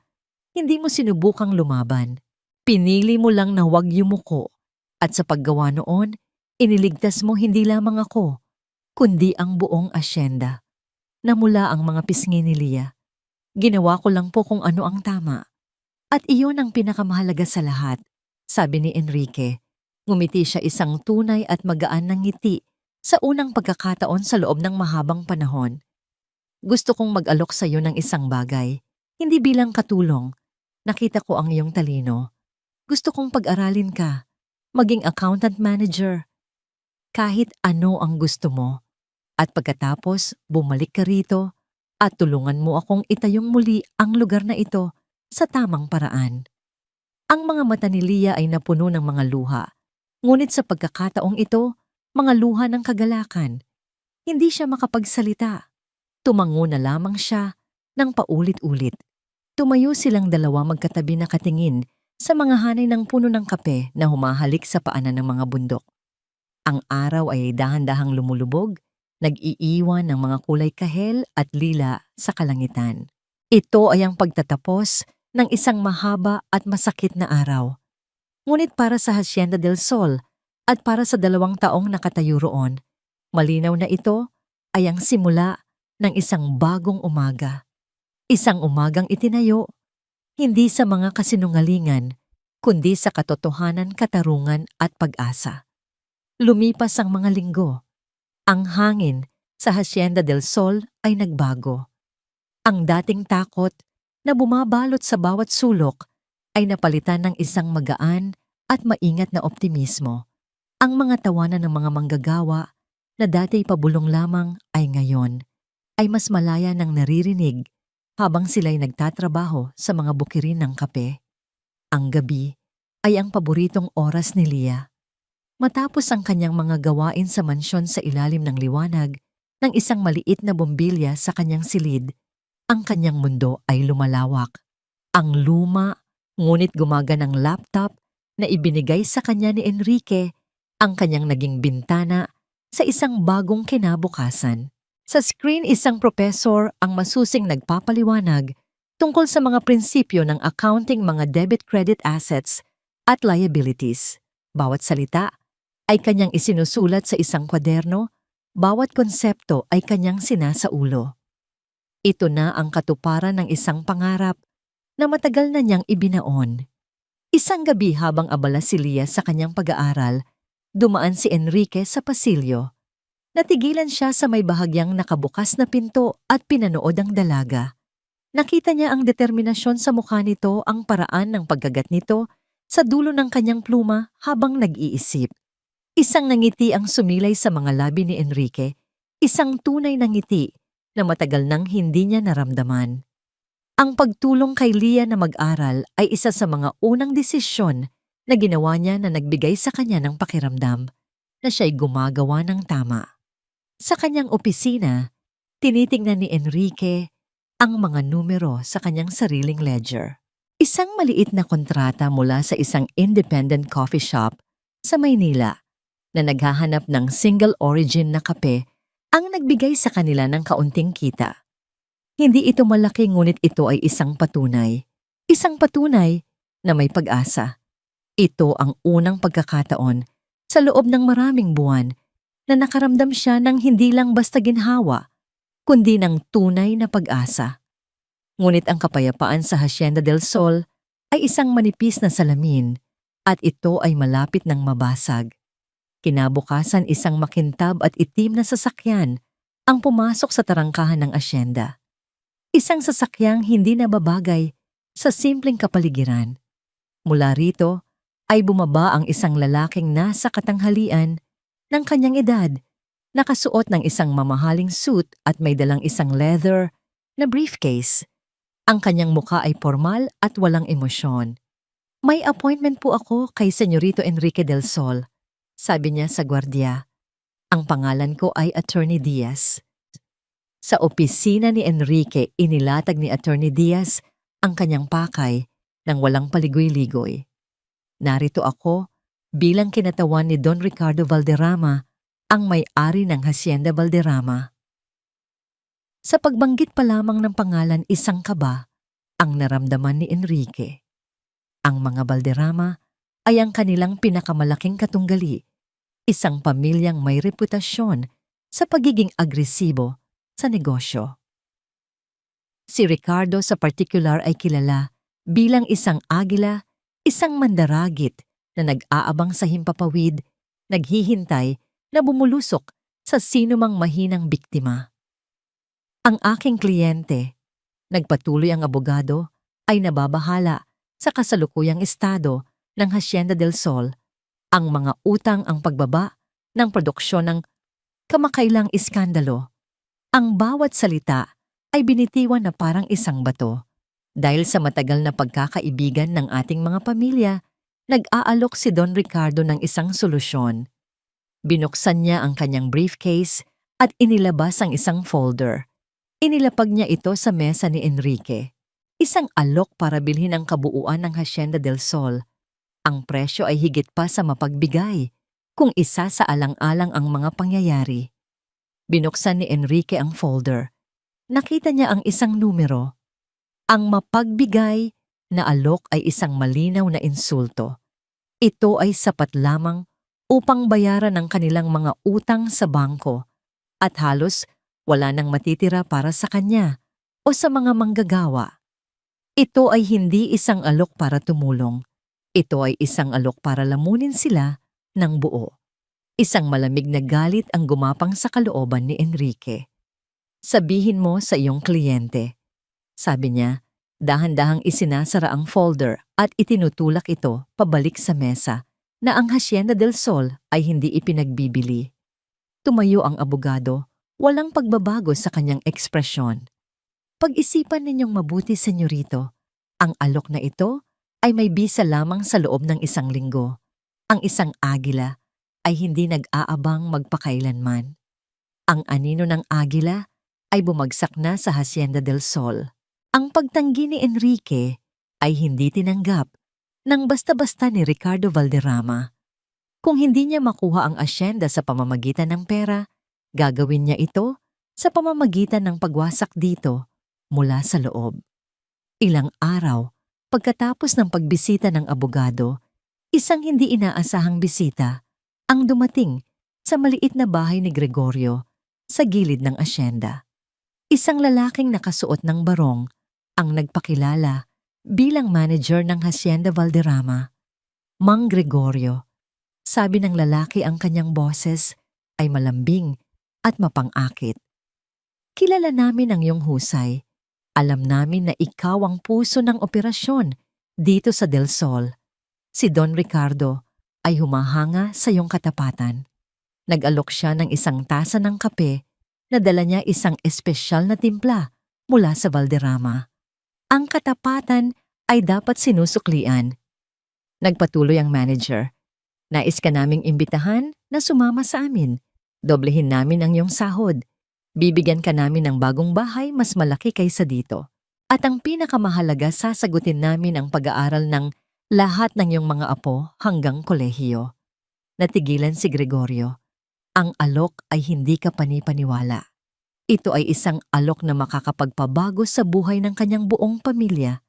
Ang kailangan mo lang gawin, dagdag ng manager, ay sumama sa amin at hikayatin mo ang 10 pinakamahuhusay na manggagawa.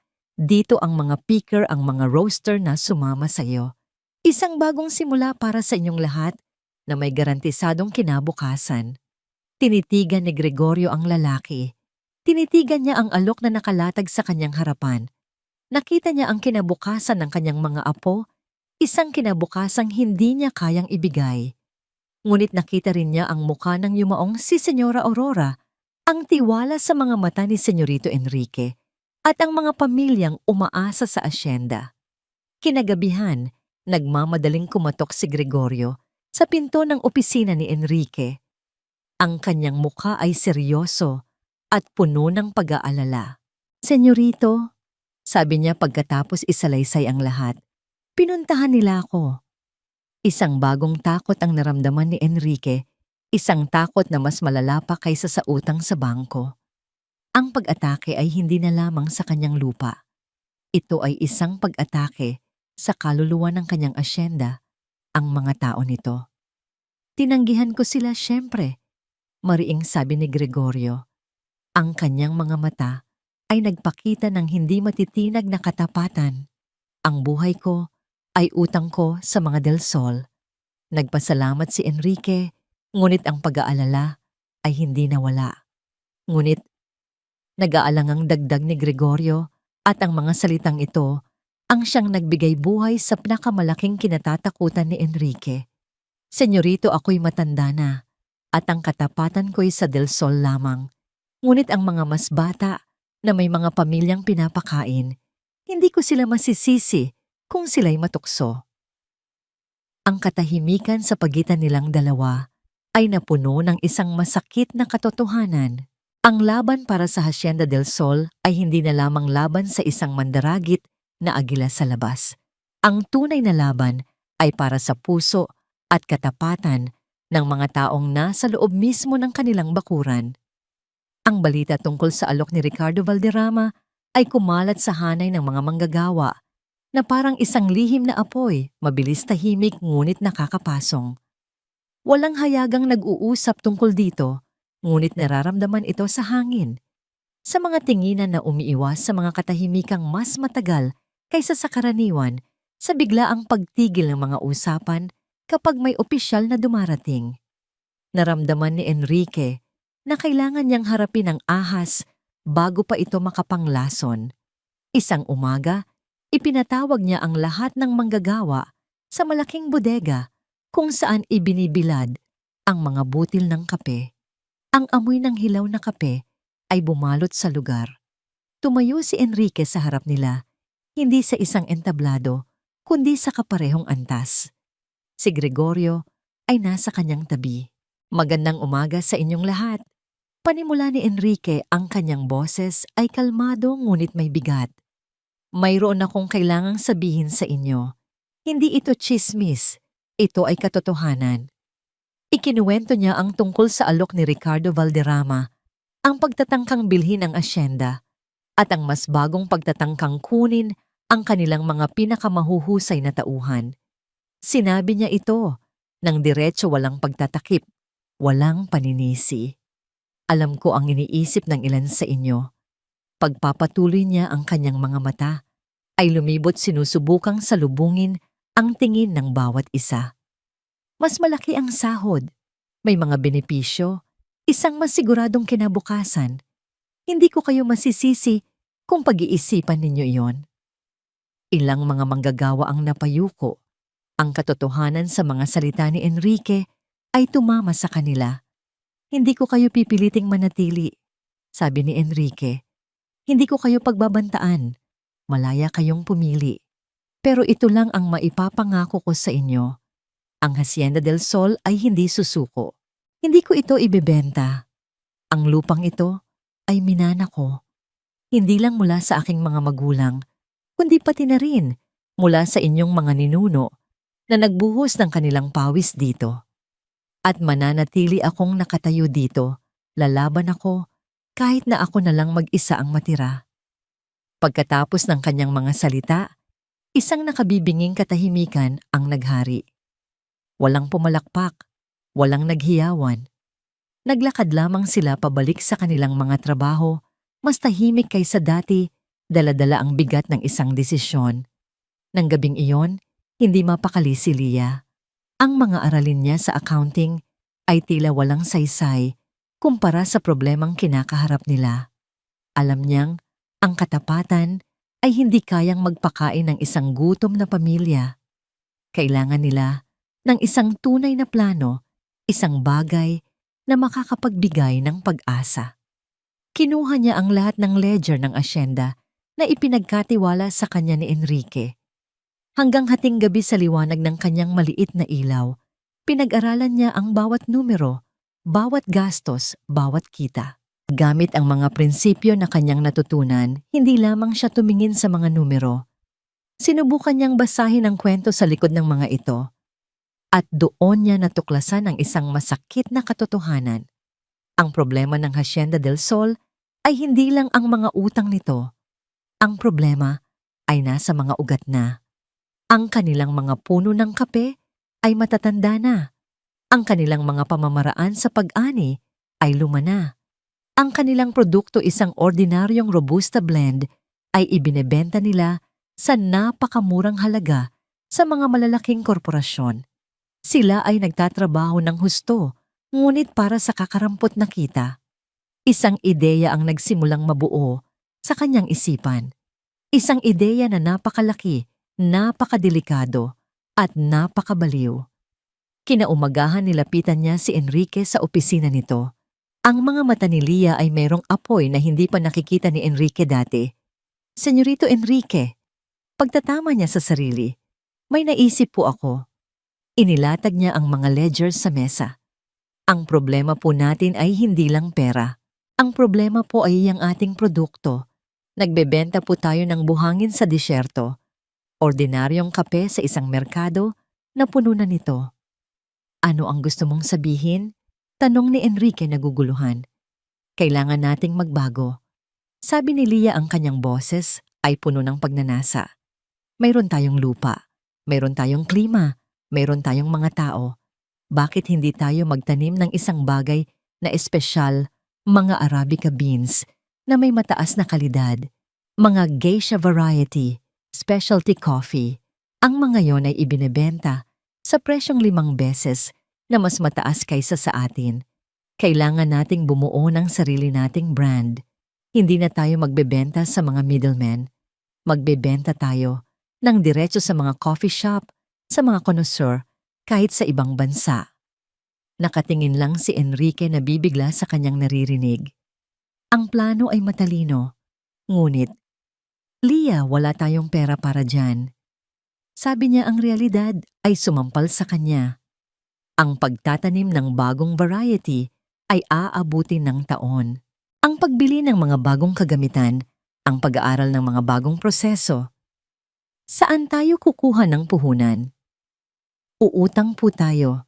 Simpleng sagot ni Lia.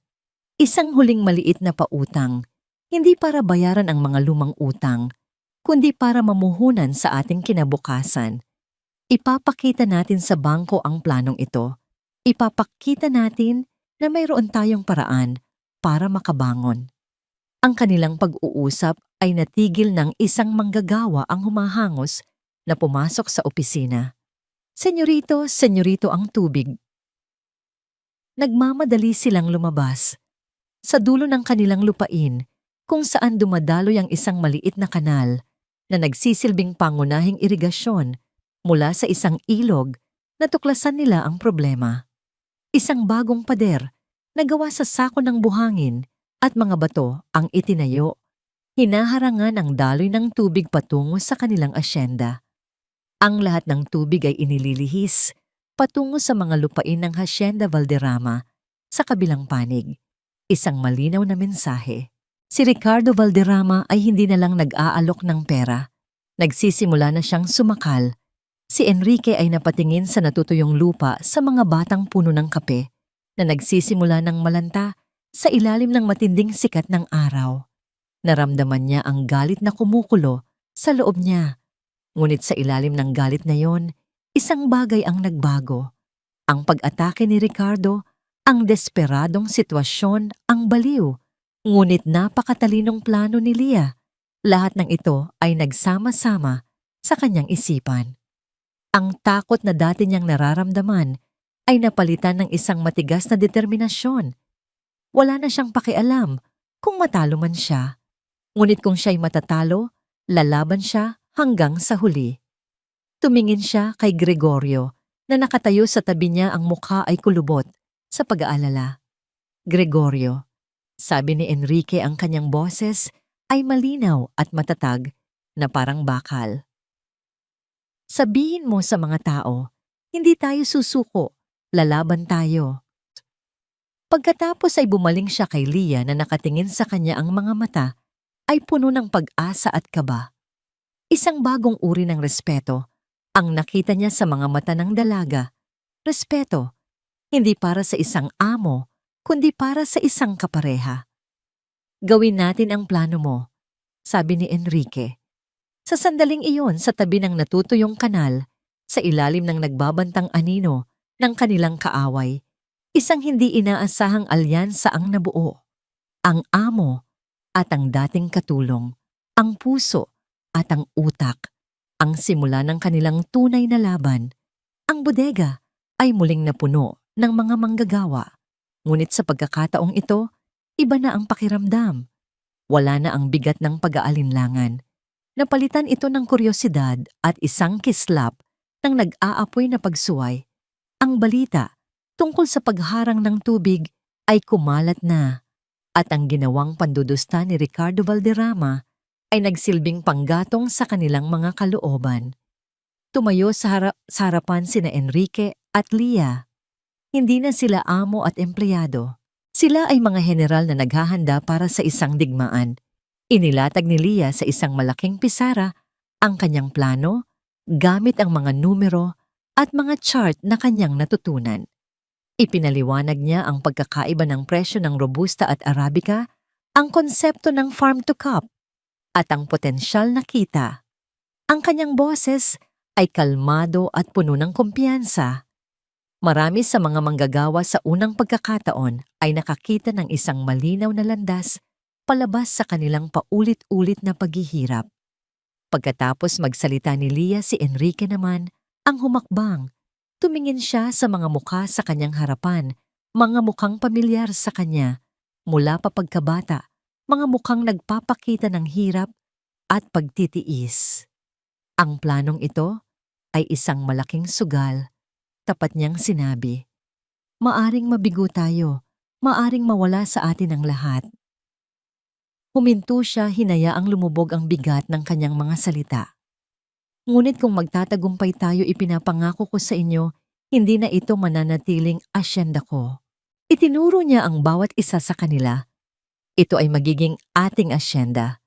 Isang bulungan ng kumalat sa mga tao. Mula sa araw na ito, nagpatuloy si Enrique, ang kanyang boses ay tumataas sa bawat salita. Anumang kita mula sa bagong aning ito, matapos bayaran ng ating mga utang, ay hindi na lamang mapupunta sa aking bulsa. 10% ng nitong kita ay hahatiin ng pantay-pantay sa bawat isa sa inyo na nanatili at lumaban kasama namin. Ito na ang sandaling nagpabago sa lahat. Hindi na lamang ito tungkol sa katapatan. Ito ay tungkol sa pagiging kasosyo. Ito ay tungkol sa pag-aari. Isang matandang piker ang unang nagsalita. Ang lolo ko ay nagsilbi sa lolo ninyo, senyorito. Ang lupang ito ay dumadaloy na rin sa aming dugo. Hindi kami aalis. Sinundan ito ng isa pa at isa pa, hanggang sa ang buong bodega ay napuno ng mga sigaw ng pagsang-ayon. Ang komunidad na sinubukang wasakin ni Ricardo ay naging mas matatag pa kaysa dati. Ang kanilang unang gawain ay isang gawaing halos imposible, ang gumawa ng bagong daluyan ng tubig. Ang harangan ni Ricardo ay gawa ng makina. Ang sa kanila ay gagawin sa pamamagitan ng pawis at lakas ng tao. Kinabukasan, bago pa man sumikat ang araw, nagtipon ang halos lahat ng manggagawa sa paanan ng isang maliit na burol kung saan may dumadaloy na sapa. Dala nila ang mga palapiko at bareta. At sa kanilang pagkabigla, nakita nila si Enrique na naroon na hindi nakasuot ng kanyang pang-opisina, kundi ng isang simpleng kamiseta at pantalon de trabaho. Walang salita, kinuha niya ang isang pala at siya ang unang naghukay sa matigas na lupa. Ang simbolikong kilos na yon ang nagalis ng huling pader sa pagitan nila. Nakita nila hindi lamang ang kanilang amo, kundi ang kanilang lider. Sumunod si Gregorio. Sumunod ang lahat. Ang tunog ng metal na tumatama sa bato at lupa ay umalingaw-ngaw sa buong lambak, isang musika ng pagkakaisa. Nagtrabaho sila nang walang tigil. Ang mga babae ay naghahanda ng pagkain at tubig. Ang mga lalaki ay humahalili sa paghuhukay. Si Lia, bagamat hindi sanay sa pisikal na trabaho, ay tumulong sa pag-aalis ng mga maliliit na bato. Ang kanyang mga kamay ay nagkagasgas, ngunit ang kanyang puso ay puno. Sa isang sandali ng pahinga, habang ang lahat ay nakaupo sa ilalim ng lilim ng isang puno ng akasya, uminom ng tubig, Mula sa iisang tapayan, isang kakaibang kapayapaan ang naramdaman ni Enrique. Tumingin siya sa kanyang mga taong nagtatawanan sa kabila ng pagod. Tumingin siya sa kanilang mga damit na puno ng putik sa kanilang mga mukhang pawisan at naramdaman niya ang isang bagay na hindi na ibigay sa kanya ng pera o ng kapangyarihan, isang pakiramdam ng pagiging kabilang. Lumapit si Lia sa kanya, may dalang isang plato ng kanin at adobo. Kailangan ninyong kumain. Sabi niya, isang maliit na ngiti sa kanyang mga labi. Salamat, Lia. Sagot ni Enrique, ang kanyang boses ay taimtim. Tumingin siya sa mga mata nito. Salamat. Para sa lahat ng ito. Hindi lang para sa plano. Salamat sa pagpapaalala mo sa akin kung ano talaga ang mahalaga. Ang kanilang mga mata ay nagtagpo ng mas matagal kaysa sa karaniwan. Sa sandaling iyon, sa gitna ng pagod at alikabok, isang bagong uri ng pag-unawa ang namuo. Sa pagitan nila, isang pag-unawa na mas malalim pa sa pagiging magkasosyo. Isang damdaming pareho nilang hindi pa pinapangalanan, ngunit pareho nilang nararamdaman. Pagkaraan ng 3 araw ng walang tigil na pagtatrabaho, isang sigaw ng tagumpay ang umalingaw-ngaw. Ang tubig mula sa sapa ay sa wakas ay dumaloy sa bagong kanal, bumuhos sa natutuyong lupa ng Hacienda del Sol at nagbigay buhay muli sa mga nalalantang halaman. Nagyakapan sila, naghiyawan. Isang maliit na tagumpay, ngunit para sa kanila, ito ay ang buong mundo. Ngunit habang sila ay nagdiriwang, isang motorsiklo ang huminto sa di kalayuan. Isang kartero ang bumaba, may dalang isang opisyal na sobre. Iniabot niya ito kay Enrique. Ang selyo ng bangko ay agad na nagpabigat sa kanyang dibdib. Dahan-dahan niyang binuksan ang sulat, ang kanyang mga kamay ay bahagyang nanginginig. Binasa niya ang mga salita sa harap ng lahat. Ang bangko na nalaman ang tungkol sa pag-atake ni Valderrama at sa kanilang desperadong sitwasyon ay nagpapadala ng kanilang huling desisyon. Final foreclosure. Notice. Ang mga salita ay malalaki at walang awa. Dahil sa inyong kasalukuyang kalagayan, binasa ni Enrique ng malakas ang kanyang boses, ay bahagyang basag, binibigyan namin ang Hacienda del Sol ng isang huling palugit. 6 na buwan. Mula ngayon hanggang sa susunod na anihan. Kung hindi ninyo mababayaran ang kabuuan ng inyong utang sa araw na yon, ang lupang ito ay tuluyan ng mapupunta sa bangko. Ang pagdiriwang ay biglang natigil. Ang katahimikan ay bumalik mas mabigat kaysa dati. Isinara ni Enrique ang sulat. Tumingin siya sa kanyang mga tao, sa kanilang mga mukhang nagpapakita ng bagong takot. Tumingin siya kay Lia na nakatingin pabalik sa kanya, ang determinasyon ay nagniningning pa rin sa mga mata nito. Ang kanilang laban ay mayroon ng orasan. 6 na buwan. Isang anihan, isang pagkakataon. Tumingala si Enrique sa langit, pagkatapos ay sa lupang kanilang pinaghirapan. Itinaas niya ang sulat. 6 na buwan. Sigaw niya, hindi sa pagkatalo, kundi sa paghamon. Kung gayon, wala tayong oras na dapat sayangin. Ipakita natin sa kanila kung ano ang kayang gawin ng Hacienda del Sol. Isang bagong sigaw ang sumagot sa kanya. Mas malakas ngayon, mas desperado, ngunit mas nagkakaisa. Ang pagtatanim ng pag-asa ay nagsimula na, ngunit ang kanilang karera, laban sa oras, ay kasisimula pa lamang.